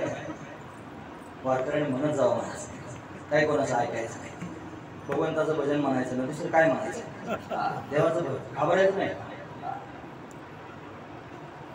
बो लोकांना घाबरतात, लोक टाळ घेऊन गो काय म्हणतात, काय बरं गो काय खातो म्हणायचं नाही. बिनधास्त लेकरू वगैरे आणि मला फार समाधान वाटतंय. मला असलं नाटकी कौतुक करता येत नाही कोणाचं, लोचकपणा त्यांनी करणं मला ते सहन होत नाही. तर तरी पण म्हणतोय मी की लेकरं उभे फार चांगलं वाटतं. त्याचं कारण आहे ना, हे लेकरं जर उभे राहिले नाही तर आज तर उद्या कोण सांभाळले हे सगळे, हे कोणाच्या हातात देणार आहे, महत्वाची गोष्ट आहे. हे जर कोणाच्या हातात द्यायचं असेल ना, असंच जर चालू ठेवायचं असेल तर आतापासून खतपाणी घातलं पाहिजे, आतापासून याला वाढवलं पाहिजे. अशा कमिट्या तयार केल्या पाहिजेत, त्यांनी खर्च केला पाहिजे, खर्च करून त्यांनी मला शिक्षकांना बोलावलं पाहिजे. यांच्याकडून खर्च नाही घ्यायचा, कमिटीने खर्च करायचा. नाही तिथं कितीतरी खर्च करतात लोक, पण सगळ्या दुनियात खर्च करण्यापेक्षा तुमची कमिटी तयार करावी, कमिटीने खर्च करावा. हे लेकर त्यांनी खरोखर जाऊन बोलून आणावेत, त्यांना मृदंग शिकवावा, त्यांना त्यांनी भजन शिकवावं. महाराज आहेत ना गावगाव शिकवण्याकरिता जातात, म्हणून त्यांनी महाराज अशा पद्धतीने जर ही पुढची पिढी तयार झाली तर मग मात्र हे काकडा कायमस्वरूपी चालू आहे, कायमस्वरूपी चालू आहे. ही जबाबदारी घेतली पाहिजे. फक्त काकडा करून घरी निघून जायचं आणि आपलं कर्तव्य आपण पूर्ण केलं असं म्हणायचं, हे कर्तव्य पूर्ण होत नाही, ते अपूर्ण आहे. मला जोपर्यंत पुढच्या पिढीला तुम्ही वारसा देत नाही तोपर्यंत महत्वाची गोष्ट आहे. बिनधास्त भगवंताचं भजन करायचं, काय नाही. नवीन कीर्तन करायला लागलो बरं मी सुरुवाती 2000 सालामध्ये, कीर्तन करायला लागलो लोकांना फार असं वाटायला म्हणे कीर्तन करणं म्हणजे त्याला फार शिकावं लागतं, त्याला आळंदीत जावं लागतं, एवढे दिवस त्यांनी संस्थेत राहावं लागतं, असं करावं लागतं. म्हणजे कोणी करायचं का? आता कोणी कीर्तन करायला लागलं, दगड उचलला का त्याच्या घरी इचू निघतो, अशी गलीगलीत कीर्तन करत आले. मग ते सगळे 4 वव्या पाठ केल्या, 2 अभंग पाठ केले, लागले कीर्तन करायला. ते काय कोणी पण करावं, काय करावं म्हणलं, बंद करतो म्हणलं, मरूच जाते. 2-3च कीर्तन केले होते, बंद करून टाकले. म्हणजे आमच्या बाबांना कळलं ते म्हणे कीर्तन करायचं बंद केलं. म्हणे का बरं बंद केलं? म्हणजे लोक असं म्हणतात. ते म्हणे लोक काय करतात, कोणीतरी मोठ्या माणसाचे शब्द सांगितले. कालच्या कीर्तनात निळवरांचे सप्ताह चालू आहे ना, अमृत महाराजांचं कीर्तन होतं आणि त्यांनी एका व्यक्तीचं नाव सांगितलं. ते म्हणजे ते फार मोठे आहेत, फार नियोजन आयोजन सगळं त्यांनी करत असतात. आणि त्यांच्या समोर त्यांनी एक माणूस तक्रार घेऊन ते अमुक त्यांनी अमुक म्हणतात. त्यांनी एकच उत्तर दिलं, एका शब्दातच मी करू. ते म्हणजे ते कोण आहेत? नाही कळलं तुम्हाला? ते आमकेने आमकं केलं असं त्यांनी सांगितलं. त्या माणसाने एकच वाक्य उचललं, म्हणजे ते कोण आहेत? एका मिनिटातच संपलं. मला कोण लागून गेले ते असं म्हणणारे हे सगळे दुष्टी करायला कोण लागून गेले ते? बाबा सुद्धा म्हणजे कोण आहेत म्हणजे लोक श्रीराम जय राम जय राम म्हणून भगवंताचं कीर्तन कर म्हणजे कीर्तन देवा करता करायचं, लोकांकरता नाही. एका शब्दात त्यांनी मला भेटला प्रश्न म्हणजे म्हणायचं ना देवा करता म्हणायचं, गोवा करता नाही आणि या लोकांकरता पण नाही. तसे लेकरं तयार करायचे ना भगवंताचं भजन व्हायचं. असू द्या, चालू जर निरोप देता आला तर देते जावं महाराज कीर्तन का म्हणून त्यांनी निरोप आहे माझा. म्हणून हे जर नाही टिकलं तर पुढे त्यांनी आपलं हे सगळं दुकान चालणं कठीण आहे. कारण घाताला दुकान देती आली अशी दान, हे दुकान त्यांनी संतांचं आहे, पुढे चाललं पाहिजे. हा त्यातला विषय. वासू द्या, जगाचा मालक आहे महाराज, पण तो त्यांनी महाराज गवळ्यांच्या घरी रांगत जाण्याचा प्रयत्न करतोय. रांगता त्याला त्यांनी उभं राहावं असं वाटतंय, काय करावं म्हणून उंबरा चढता टेका धरतो म्हणजे आधार घेतो आणि आधार घेऊन उभा राहतो. महाराज कशाचा? उंबऱ्याचा आधार घेतोय. विशेष असणारी गोष्ट आहे महाराज. काय गरज आहे महाराज त्याला आधार घेण्याची? तो सगळं काय करू शकतो सांगू? विनु पद चल हुसन हो विनु काना, विनु कर करत कर्म विधिनाना. विनु पद चल हो, बिगर पायाचा चालतो, बिगर हाताचं काम करतो, डोळे नसताना पाहतो, तोंड नसताना बोलतो, त्याला सगळं काय करता येतं. विनु पद चल हुसन हो विनु काना, विनु करत कर्म विधिनाना. सगळं ज्याला करता येतं त्याला टेका धरायची गरज काय? पण लीला करतोय तू, त्याच्या भक्तांना सांगतोय मी तुमच्याकरिता आलोय आणि तुम्हाला आनंद देण्याकरिता आलोय. हे पाहून गोपिकांना आनंद होत होता, हे पाहून त्यांनी भक्तांना आनंद होत होता. तो आनंद देण्याकरिता आलेला आहे. फक्त भक्तांनाच आनंद दिला का? नाही म्हणले, तेवढ्या करताच नाही आला. तो रामतो म्हणजे त्याला लहान समजायचं नाही. छोटा बच्चा समज के हमको ना तडपाणारे, लहान लेकरू समजून आम्हाला बालवड समजू नका देऊ म्हणतो ना का? काही करू शकतो, काय करू शकतो? रंगणी रांगत गुलगुला बोलत असुर रुळत चरण तळी,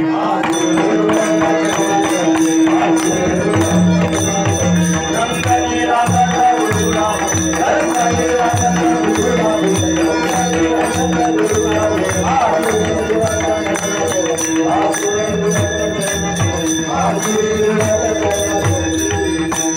रंगणी रांगत गुलगुला बोलत असुर रुळत चरण तळी.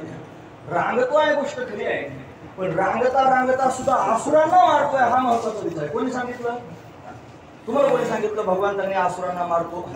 म्हणजे कोणी सांगितलं? म्हणजे काय पवाडा गाजतोय, डंका वाजतोय. कोण पवाडा गाजतोय, कोण डंका वाजवतोय? म्हणजे पुराणामध्ये डंका वाजतोय महाराज वर्णन करून.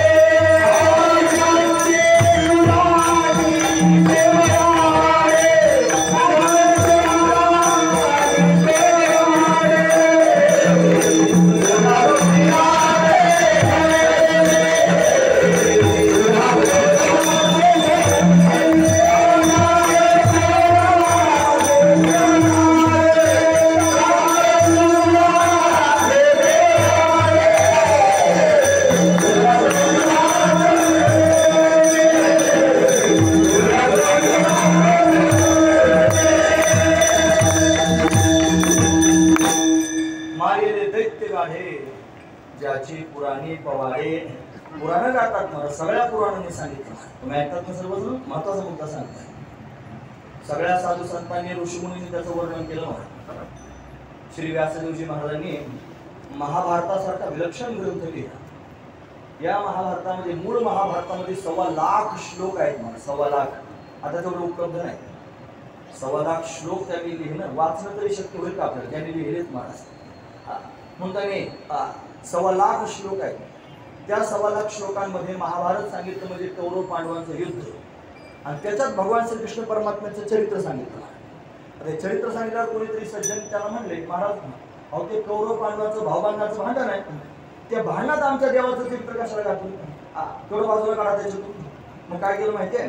भगवंताचं चरित्र सांगणारे 25,000 श्लोक त्या 1.25 लाखातून बाजूला केले. मग महाभारतामध्ये 1 लाख श्लोक राहिले, आणि बाजूला निघालेले जे 25,000 श्लोक आहेत त्याचं एक पुराण तयार झालं. त्याचं नाव आहे हरिवंश पुराण. मौली ज्ञानोबांनी त्याचा उल्लेख केला, हरिवंश पुराण. पण हरिवंश पुराण नावाचं पुराण आहे. या पुराणामध्ये भगवंताचे पोवाडे गायलेले आहेत. श्रीमद भागवत महापुराण, या भागवतामध्ये भगवंताचं चरित्र वर्णन करून सांगितलेलं आहे. गर्गाचार्यांनी गर्ग संहिता लिहिली. त्या गर्ग संहितेमध्ये अथतीपर्यंत भगवंताचं चरित्र वर्णन करून सांगितलेलं आहे. म्हणजे हे सगळेचे सगळे पुराण भगवंताचे पोवाडे गातात. आणि काय पोवाडे गातात? या परमात्म्याने त्यांनी दैत्य गाढे म्हणजे बलवान असणारे दैत्य मारले. आणि कसे आधी काय सांगितलं? उंबरा चढता टेका धरी विरोधाभास आहे. माझा विरोधाभास आहे. जे चालतंय रांगताना सुद्धा त्याला आधार घ्यावा लागतोय. त्यानं दैत्य गाढे मारले. बरं वाटण्यासारखं आहे का? पण हेच नवल आहे महाराज. नवल केवडे केवडे नकळे कान्होबाचे कोडे. हे कान्होबाचं कोडच आहे महाराज. हे नवलाचच आहे महाराज. कसं काय करतो, काय करतो हे आपल्यासारख्या सामान्य बुद्धीला न कळणार आहे, पण तो करतो महाराज. त्याला सर्व काय करता येतं. ही विशेष असणारी गोष्ट आहे. त्याचं चरित्रच असं आहे महाराज, जे त्याने जीवाला वेळ लावणार आहे, जे जीवाला वेधून येणार आहे. भागवतात त्यांनी भजन म्हणतात की नाही, नाव कान्होबाचं चांगलं याला जीवाला लागलं. जीवाला वेळ लावणार आहे महाराज ते भगवंताचं चरित्र. वेळच करून टाकतो. पागल होतो मनुष्य. बस दुसरं काही आठवायचंच नाही. मला दुसरं काही करायचंच नाही, फक्त देवाचं चिंतन करायचं असा भाव तयार होतो जेव्हा त्याचे पोवाडे ऐकायला मिळतात. तेव्हा मोठे मोठे दैत्य मारले. रांगतो आहे, रांगता उभा राहिला. रांगताचा दैत्य मारले महाराज. तुणावर्त नावाचा असुर आला. भागवतात वर्णन आहे, दैत्यो नामना तुणावर्त कंसभृत्य प्रणोदिता चक्रवात स्वरूपेण जहारासीन मर्भकम. अर्भकाला उचलण्याकरिता त्याने आला, चक्रवात स्वरूपामध्ये आला. त्याने देवाला उचलून न्यायची अशा पद्धतीने तयारी केली. देव गेला सुद्धा त्याच्याबरोबर.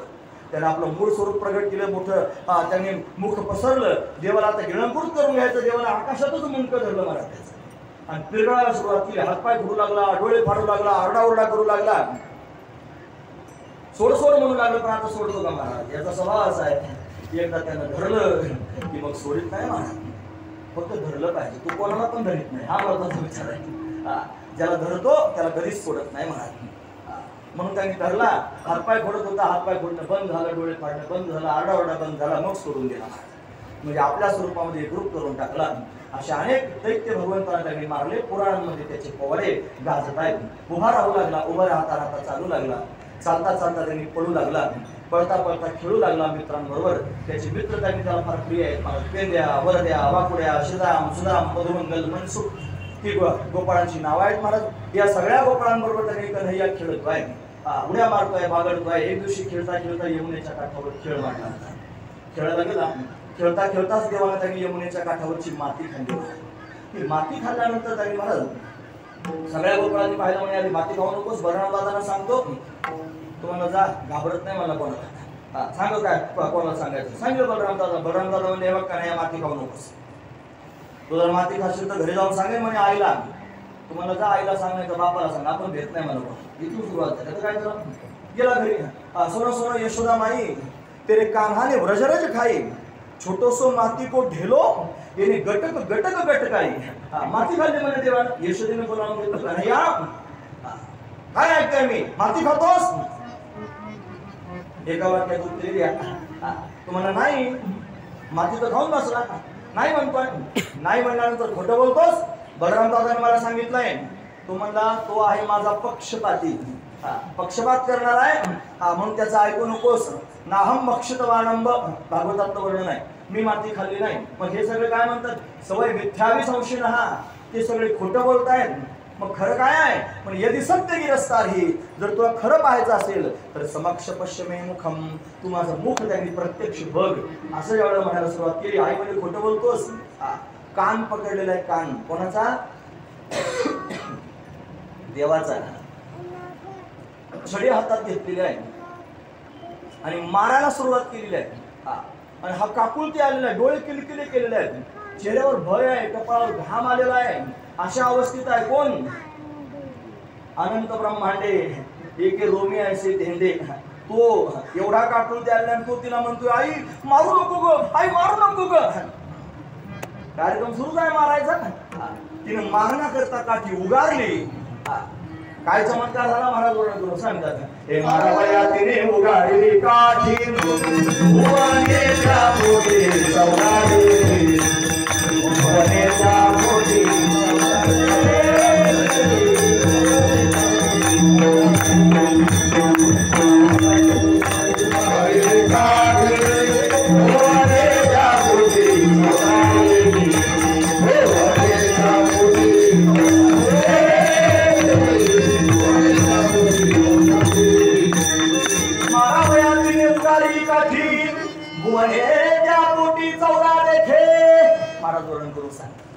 मारण्याकरता काठी उगारली.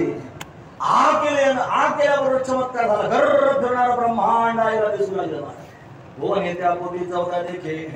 आई घाबरली, म्हणजे काय दिसतंय याच्या पोटात? तिला काय माहिती, सगळं त्याच्यातच भरलेलं आहे म्हणून त्याच्या वाचून काही शिल्लकच नाही. मग पुन्हा माईचा पडदा टाकून दिला, पूर्वस्थितीमध्ये तिला आणलं. आता अशा अनेक प्रकारच्या लीला कन्हैया करतोय. 11-10 मिनिटं कमी असताना कमी सांगत चालेल, जास्त सांगू नये, हो की नाही? तो लीला करतोय. मुलांमध्ये खेळायला जाऊ लागला. मित्र सगळे त्यांनी महाराज असे मर दुखले आहेत, तुम्ही त्या मित्रांना त्यांनी पोटभर खायला दिलं पाहिजे. मग घरच्या लोकांना विनंती करून पाहिली, पण घरचे लोक देतच नव्हते खायला. मग काय करावं असा विचार आला की यांना खाऊ घालण्याकरिता काहीतरी युक्ती केली. मंडळ स्थापन केलं. मंडळ, मंडळाचं नाव दिलं चौर्य विद्या प्रसारक मंडळ. मंडळाच्या माध्यमातून चोऱ्या करायची असं ठरलं. मग चोरी करण्याची तयारी. कुठे चोरी करायची? आपल्याच गोपाळांच्या घरामध्ये जायचं आणि नंबर लावले महाराज. आज याच्या घरी, उद्या त्याच्या घरी, परवा त्याच्या घरी, रोज चोऱ्या व्हायला लागल्या. आणि त्या चोऱ्यांची गारहाणे यायला लागले महाराज. सहज चोरी नव्हती, गारहाणे. गोपिका सांगायला तुझे यशोदे, तुझ्या कन्हैयाला काही समजून सांग. आमच्या घरात येतो, दही दूध तूप लोणी खातो, माठ फोडतो, रोज गारहाणे. गोकुळी राहावे का जावे, सांग ना यशोदे, काय करावं नेमकं? यशोदा म्हणजे माझ्या घरात एवढं गच्च भरलेलं आहे. 9 लाख गायी आहेत, सगळे माठ डेरे गच्च भरलेले आहेत, खायला भरपूर आहे, मुबलक आहे. एवढं असून तुमच्या घरी येतो हे मला आश्चर्यच वाटतं. कशाला येत असेल तुमच्या घरी? काय येत असेल तुमच्या घरी? माझ्या घरात एवढं असताना तुमच्या घरी कशाला येतो? त्याला कारण आहे महाराज. तुम्ही ऐकतात ना सर्वजण? महत्वाचा मुद्दा आहे. खरं तर देव हा कोणाच्याही घरी जात नाही, कोणाच्या पण घरी जात नाही. आणि आणखी तुम्हाला महत्वाचा मुद्दा सांगतो. बिगर आमंत्रणाचं कोणाच्या घरी जाऊ नये. बिगर आमंत्रणाचं कोणाच्या घरी जाऊ नये. आपण संसारातली माणसं आहोत की नाही? थोडा विचार करा बरं. बिगर आमंत्रणाचं आपण कोणाच्या घरी जातो का? कोणाचं लग्न, कोणाची वास्तुशांती, कोणाचं जागरण गोंधळ, कोणाचं अमुक, कोणाचं फलानं, या सगळ्या गोष्टी त्यांनी होतात. पण आपल्याला आमंत्रण असल्यावरच आमंत्रण आल्याशिवाय नाही. असं बिगर आमंत्रणाचं जात नाहीत आपण. संसारातले माणसं जर बिगर आमंत्रणाचं कोणाच्या दारात जात नाहीत तर अनंत कोटी ब्रह्मांड ज्याच्या एका रोमात आहे तो परमात्मा बिगर आमंत्रणाचा लोकांच्या दारात जाईल काय? प्रश्न आहे माझा. तो आमंत्रणा वाचून जात नव्हता. या सगळ्या गोपींनी कन्हैया डोळे भरून पाहिला होता. त्याचे गुणांवाद त्यांनी ऐकले होते, गायले होते. सर्वांच्या मनात भाव निर्माण होत होता, यानं यावं. आणि यशोदेच्या घरचं जसं लोणी खातो तसं माझ्या घरचं सुद्धा खावं असं मनात वाटत होतं. आणि हा मनकवडा असणारा देव आहे महाराज. मनकवडा म्हणजे काय? मनातलं जाणणारा.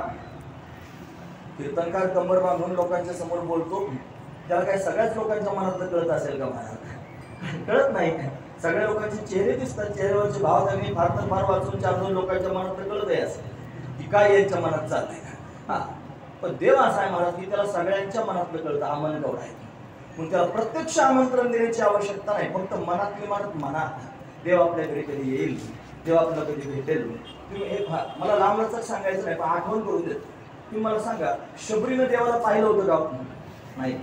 पण आमंत्रण होतं की नाही देवा माझ्या पर्णकुटीत ये म्हणून. जब मेरे राम जी का आवन होगा शबरी की कुटिया का पावन होगा आएंगे रघुराई आसन पर बिठाऊंगी मीठे मीठे बेर में राम जी को खिलाऊंगी पूजा के थाली में चंदन होगा जब मेरे राम जी का आवन होगा. तिने स्वप्न पाहिलं होतं, तिने आमंत्रण दिलं होतं मनोमन.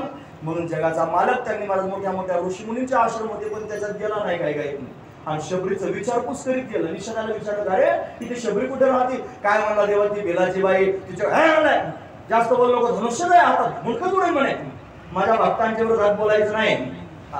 बिगर आमंत्रणाचा घरी गेला तिच्या. का बरं मनात ते मनात दिलं होतं ना महाराज. तसं गोपिकांनी मनात ते मनात आमंत्रण द्यावं आणि मग भगवंताने त्यांच्या घरी जावं. लीला भगवान त्यांनी करतो आहे. हा विशेष असणारा भाव आहे महाराज. गोपिकांच्या समोर त्यांनी लोणी खायला मागावं. गोपिकांनी त्याला सांगायचं बघ का ना तुला लोणी खायला देऊ पण असं नाही देणार. मग तुला आमच्या समोर नाचावं लागेल. तू नाचून दाखव. हे कृष्णा नाच रे पाहू दे डोळा नाच रे पाहू दे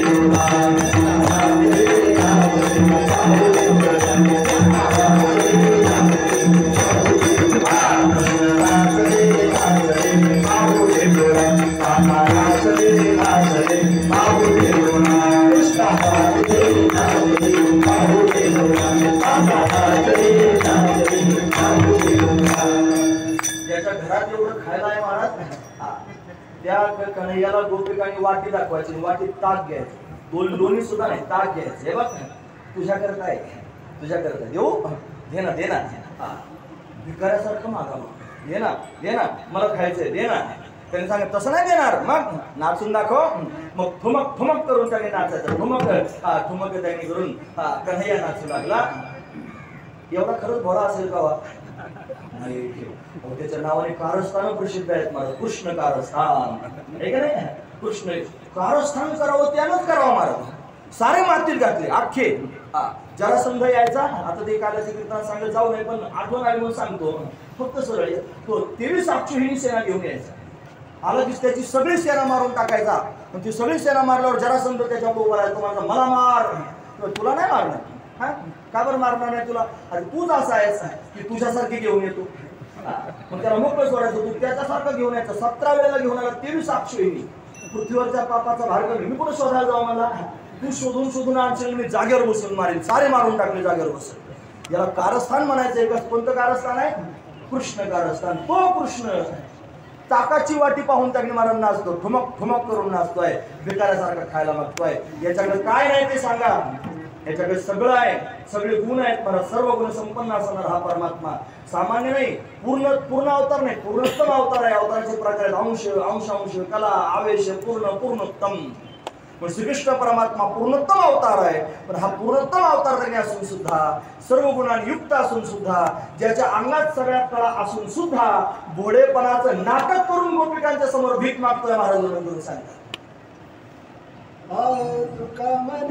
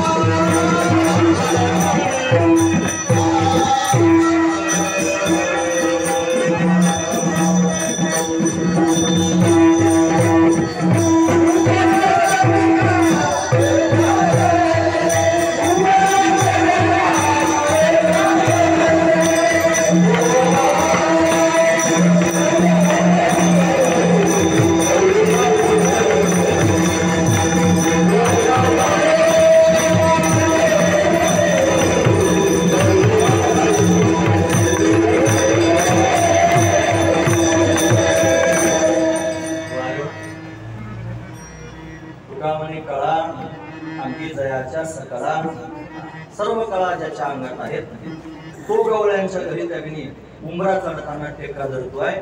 विशेष असणारा भाव आहे. मृदंग वाजवणाऱ्या पहिल्याला त्यागनी बाजूला केलं, नेला उभं केलं. मी तर कमी वाजवत होता असा अर्थ करू नका, हा पाहुणा आहे आणि त्याला चांगलं वाजवत तुझं अंग भरून येतो. त्यावर आता काय करून काय म्हणून पाहुण्याला थोडा सन्मान केला पाहिजे. असू दे. अभंग असतो महाराज, अभंग हा ध्रुवपदाच्या भोवती फिरत असतो. ध्रुवपदाच्या भोवती त्याचा मुख्य असणारा भाव अभंगातला असाच आहे. तो या गवळ्यांचे घरी उमरा चढता टेका धरी. सगळ्या पदांना नाव महाराज आहे. बघा तुम्ही, अनंत ब्रह्मांडे एके रोमी ऐसे धेंडे. तो या गवळ्यांचे घरी उमरा चढता टेका धरी. ज्याच्या एका एका रोमात अनंत ब्रह्मांड आहेत असा असणारा परमात्मा तो या गवळ्यांच्या घरी त्यांनी उमरा चढताना टेका धरतोय. विशेष असणारा भाव. मारियले दैत्य गाढे ऐसे ज्याचे पुराणी पवाडे. तो या गवळ्यांचे घरी उमरा चढता टेका धरी. याचा पुराणामध्ये फार मोठा पवाडा वाचतो. यानं हिरण्यकशिपू मारला, यानं हिरण्याक्ष मारला, याने मोठे मोठे असुर मारले, रावण कुंभकर्णासारखे मारले. त्याचे पवाडे गातात सर्व त्यांनी पुराण. असा असणारा परमात्मा तो या गवळ्यांचे घरी उमरा चढता टेका धरी. विशेष भाव आहे. तुका म्हणे कळा अंगे जयाच्या सकळा. कळा म्हणजे गुण. ज्याच्या अंगात सर्व गुण आहे, तो सर्व गुण संपन्न असणारा परमात्मा आहे तो या गवळ्यांचे घरी उमरा चढता टेका धरी. अजून एक प्रमाण महाराज असत हा. तुका म्हणे कळा धा, तुका म्हणे सकळ कळा ज्याचे अंगी भोळेपणा लागे भीक मागे. गवळणी बांधिती धारणासी कळा. खेळया गोपाळा माझे ब्रह्म धावनिया मागे यशोदे भोजन हिंदेरा नोरान गाई पाठे. तुका म्हणे सर्व कळा ज्याची अंगी भोळेपणा लागे भीक मागे. असा पण अभंग आहे भारत. पण भगवान असा आहे की जगन्यंता परमात्मा या गवळ्यांचे घरी. या शब्दाकरता अभंगाची रचना आहे महाराज. या गवळ्यांचे घरी. पण गवळी कशी असलं पाहिजे? सामान्य नाहीत. ते बाहेरून दिसताना सामान्य आहेत महाराज. हे गवळ्याची मुलं जर त्यांनी पाहिलं मला सामान्य आहेत. कशा आहेत? गवळ्यांची ताकद रे कोण पोरे चांगले. साधा शिंबूर जरी आणून नाकाला तरी शिंबूर पुसण्याकरता सुद्धा सुविधा नाही महाराज. आता लहान लहान लेकरं शाळेत जातात ना, त्यांच्या कासा खिशाला रुमाल लावला जातो. नाक शिंबूर आला तर नाक होते. काही लोक टाय लावतात ना. टाय कशा करतो? टाय म्हणजे ते पाश्चात्य राष्ट्रामध्ये थंडी जास्त असते ना महाराज. मग त्या थंडीच्या कालखंडामध्ये त्यांनी जास्त शेंबूड येतो. मग 3-3 बारे शेंबूड पुसायला काय व्यवस्था करायची? टाय मिळाला शेंबूड पुसाय करतात. आपल्या लोक त्याच धारिक झालं लोक टाय लावून म्हणतात आणि शेंबूड पुसायचं आहे. हा महत्वाचा विचार आहे. आपलं त्याच फार धारिक लागतं. असं सांगितलं पाहिजे. कोणत्या संस्कृतीचा आता माझी संस्कृती एवढी श्रेष्ठ आहे, माझी माती एवढी श्रेष्ठ आहे, माझा देश एवढा श्रेष्ठ आहे, माझा धर्म एवढा श्रेष्ठ आहे, माझा हे सगळं एवढं बिका दुसऱ्याचं कौतुक करत बसू आणि त्याचं आहेच मुळात त्याच्याकडं शेंबूड पुसायला टाय असतो आणि आपले त्याच्यावरच मग करतात. तुला कोण खातो वेड्या? असू दे. मला गवळ्यांची मुलं सांगायची कशी आहेत याच्यावरून कळते ना गवळ्यांची मुलं कशी. शेंबूड जर नाकाला आला तर पुसायची व्यवस्था म्हणून मनगटापासून कोपऱ्यापर्यंतचा भाग विशेष रूपाने शेंबूड पुसाय करतात. बस असं गेले की शेंबूड पुसले. असे या गवळ्यांचे घरी. कोणत्या? या गवळ्यांचे घरी. जनात महाराज खायला सुद्धा काही नाही, ताक वरपतात. असे ताक पिणारे जे गवळी आहेत या गवळ्यांचे घरी, अशा गवळ्यांच्या घरी जे फार भोळे बावळे आहेत, जे त्यांनी भगवंतावर विशेष रूपाने प्रेम करतायत, फक्त गोवळच आहेत, गायी वळतात, याच्यापेक्षा काही काम करत नाहीत. या गवळ्यांचे घरी गो, या गवळ्यांची घरी असं लावून घ्यायचं. असे गवळे आहेत महाराज. आणि त्यांच्या घरी पण त्या गवळ्यांना सामान्य समजू नका. का त्यांच्या घरी त्याचं कारण पण सांगतो. लोका गोकुळेच्या झाले ब्रह्मज्ञान, केल्या वाचून जपतप. आणि जपतप केल्या वाचून ते ब्रह्मज्ञानी आहेत, आणि ब्रह्मज्ञानी असून असे आहेत. म्हणून या गवळ्यांची घरी, या गवळ्यांची घरी असं मला फार सांगता येत आहे. गडाळ म्हणतो जास्त सांगू नकोस आता. कन्हैया लीला करू लागला, चोरी करतोय, आईला मान्य होईना. पकडून दाखवा, गोपिकांनी पकडण्याचा प्रयत्न केला, पकडला जाईना. मग गाण्याने सांगायला आल्या ज्या गोपिका आहेत त्यांचा काळ धरू लागला महादेव. आणि काय करायचं आता, सततच तुम्ही चरित्र ऐकत असता. एक दोन दिवस जर नाही सांगितलं तर मुरमुरे खाल्ल्यासारखं पण सांगतोच म्हणते. मग गोपी गाण्याने सांगायला म्हणजे हिचं घर नंबर लिहून गेले, कायमच गाण्याने सांगण्याकरता येते. गेले तिच्या घरामध्ये. आता ती झोप निमवयस्क जोडी होती महाराज. ती त्याने महाराज म्हणजे निमवयाची पोरं अमेरिकेला गेली होती, दोघांना निमवय झालेलं होतं. महत्वाचा विचार. आणि आता पुन्हा थोडी डाळ भाताची जोडी होती, म्हणजे बाईसाहेब थोड्या उंच होत्या आणि यांची उंची थोडी कमी होती. आता हे झोपले घरामध्ये. झोपलेले असताना हा कन्हैया गेला, त्याचा घर नंबरच गेला होता, गेला घरामध्ये. त्यानंतर गाढ झोपेत असताना त्यांनी म्हणणं माझं गाणं सांगते काय, किती खाल्लं होतं तुझं लोणी, किती त्यांनी माठ फोडले होते, सगळं काय त्याने तुला भेटलं, तुला आनंद देण्याकरिता आलो. मनात कशाला म्हणली होती माझ्या घरी आलं तर बरं झालं असतं, तू म्हणली म्हणूनच आलो. आणि म्हणून माझं गाणं सांगण्याकरिता मी तुझं अक्कल घडवली पाहिजे. झोपेतच त्याची दाढी त्या गोपाळाची तिची वेणीच बांधून टाकली, गाठच मारली. गाठबाई कोणाशी सुटे ना, तू काय करावं, पतीची दाढी माझी वेणी, तुरीची गाठ घालून गाठच मारून टाकले. आता सगळ्यात आधी त्यांनी पहाट झाल्यानंतर कोण जागा होता आपल्या भागात, बायका जागा होता. नेमच आहे महाराज तो. म्हणजे अजून खेड्यात तरी तसं चालू आहे. ते शहरात त्यांनी जे असते ना त्यांना विचारा कोण जागा होत ती. म्हणजे मला जास्त काय कोणाचं मला ते समजत पण नाही. शहरात आपण काय करणार, आपण खेड्यात राहणारी माणसं. आमचं पण खेडच आहे महाराज अजून. आपण त्यांनी खेड्यात लोकांना कळत नसते, ते शहरातलं त्यांना वेगळं असतं. मग ते तिथं त्या नाही आलं हे उठतात. उठले की ते स्वतःचं सगळं आवरून घ्यायचं, चहा पाणी करून प्यायचं, मग चहाचा कप भरायचा, मग त्यांना उठवा जायचं. अगं ऐकलंच काय, उठतीस काय, चहा आणलाय, तिथं असतं आपल्याकडे अजून बरं आहे असू द्या. बायका आधी उठत असतात. म्हणून बाईसाहेब उठून बसल्या. उठल्याबरोबर त्यांनी काय झालं माहितीये, गाठणच मारली होती ना, गाडीला त्यांनी असं जोरात ओढलं गेलं. तरी त्याला जाग आली, जाग होऊन त्यांनी रागावला. महाराज म्हणतात मस्त होली माझी धांगडी करते ओढाओढी मध्ये लागेल. म्हातारपणाला म्हणजे म्हातारचा चुकला, ती म्हणजे मला नाही तुम्हालाच, तुम्हीच माझी वेणी ओढतात. आता काय करायचं, दोघांचं भांडणच सुटलं महाराज. मग काय करू, गाडीची वेणीची गाठण आहे, कसं काय गाठण पडली असेल विचार करून म्हणजे मोरद्या कशी का सुटली पाहिजे, सोडायचा प्रयत्न केला सुटते ना. म्हणजे त्यांनी आता कापून टाकू, कापायचा प्रयत्न केला, कापली पण जाईना. कापायचं कुठून याच्यावर मार्ग सुरू झाला. पण दाढी करून काय मला हात लावायचा नाही, आपली मर्दाची दाढी आहे. कळतं ना तुम्हाला. मग वेणी करून कापा, ते म्हणजे हात लावू देणार नाही, माझी सवासणीची वेणी आहे. म्हणजे पूर्वीच्या काळात सवासणी वेणीला जमत होत्या, आता वेणी कापल्याशिवाय सवासणीच होता येत नाही. सरळ गोष्ट आहे. असं द्या, हात लावू दे ना. मग काय करायचं, जाळायचा प्रयत्न केला, जळे ना. मग म्हणजे कोणी केलं असेल हे सगळं कन्हैयाचं कारस्थान आहे असा विचार मनात आला. म्हणजे त्याच्याच घरी सांगण्याकरिता केलं पाहिजे. मग आता जायचं म्हणलं कसं जावं लागेल, थोडं चित्र डोळ्यासमोर आला. बाईसाहेब पुढे, कारण दाढीची विणीची गाठी नव्हती ना, बाई पुढे गाणी होत्या, हे मागे होते, दाढी अशी होती. मग ते बाबा फार गोड सांगायचे महाराज. आता ते तसं नाही मला सांगता येत, पण असू द्या. मग ते ती गाणी पुढे उंच असल्यावर तिने जागेवरच 90चं स्पीड धरलं, लेफ्ट राईट लगेच जागे चालत राहते. हा तिला म्हणता अगं हळू चालना, अगं हळू चालना. ती हळू कशात चालते ना, गवळण कर गिरक्या मारी, गवळी वर गाडी असं त्यांनी होऊ लागलं. सगळ्या गावात त्यांनी मिरवणूक झाली. याला आधी सांगून ठेवलं होतं उद्या सकाळी आपल्या गावामध्ये शिमग्याचं सोंग येणार आहे, तरी सगळ्या लोकांनी त्यांनी चौकात बघण्याकरिता थांबावं. सगळे पोरं त्यांनी होते महाराज, चौकात थांबले होते. ते सगळं पाहिलं, कोणी हुर्रे म्हणते, कोणी हुश्या म्हणते, देवाचं कारण सांगते काय, देवाचं कारण सांगायला येते काय, असं त्यांनी हुर्रे हुश्याचा एक पोरं मोठा आत्राप होतो. ते उड्या मारून अरे ये दिला मोठा माझा, म्हणजे तिची येईल हा गोंडा. देवाना हात लावला महाराज, सहज गाठण सुटली. त्यालाच मारता येतात, त्यालाच सोडता येतात, हे त्याचं वैभवच आहे. अशा अनेक लीला कन्हैयाने केल्या, मला ते फार माहिती आहे. यशोदारांनी कंटाळी म्हणली, आता उद्या जाई वना सगळे घेऊन बोधना. कन्हैया वनात जाण्याकरिता निघाला.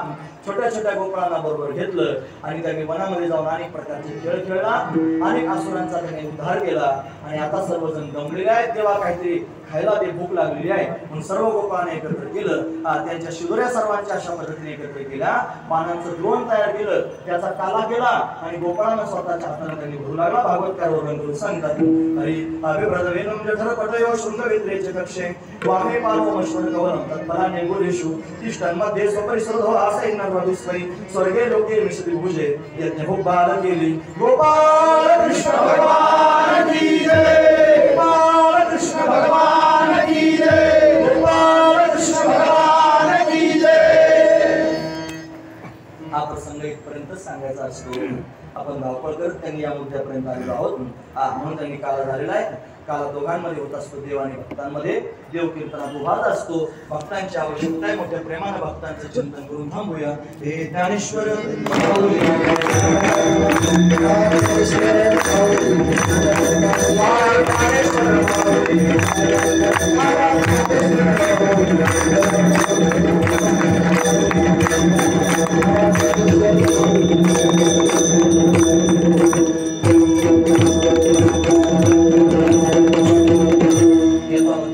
भगवंताची सेवा करण्याचा प्रयत्न केला.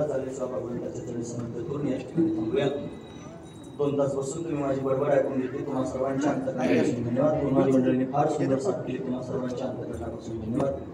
साऊंड सिस्टीम फार चांगली आहे, मला चांगलं बोलता आलं, त्यांच्या अंतकरणापासून धन्यवाद. येतं का माझं बरोबर? हो, रोज बोलावं लागतं, काय सांगावं. नवीन ठिकाणी गेल्यानंतर आणखी वाटावं होतं. चांगलं ज्या दिवशी वाटतं त्या दिवशी परत कौतुक करावं वाटतंय. सहज मला बोलता आलं म्हणून त्यांचे धन्यवाद.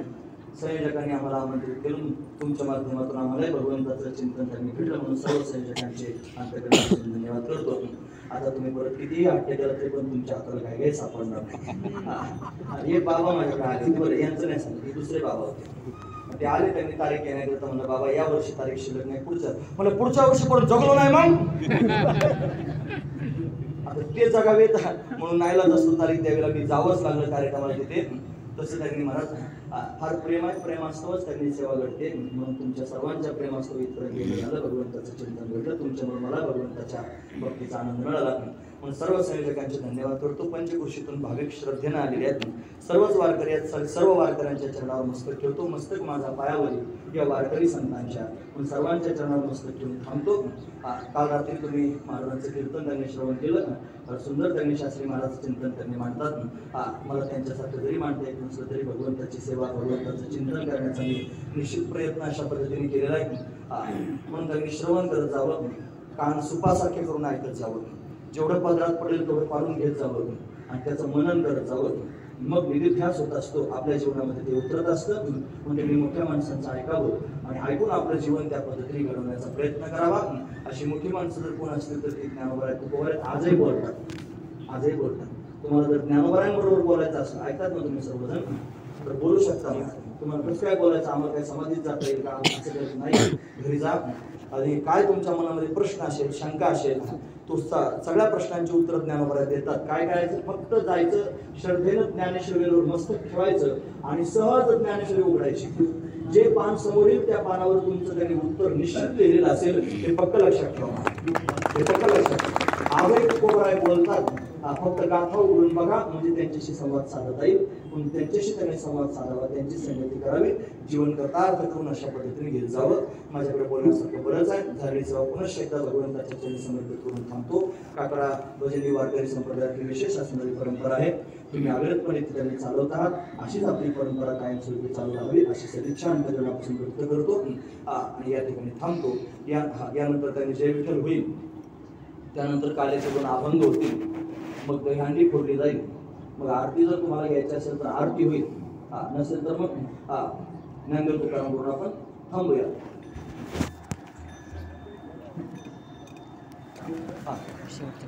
या समोर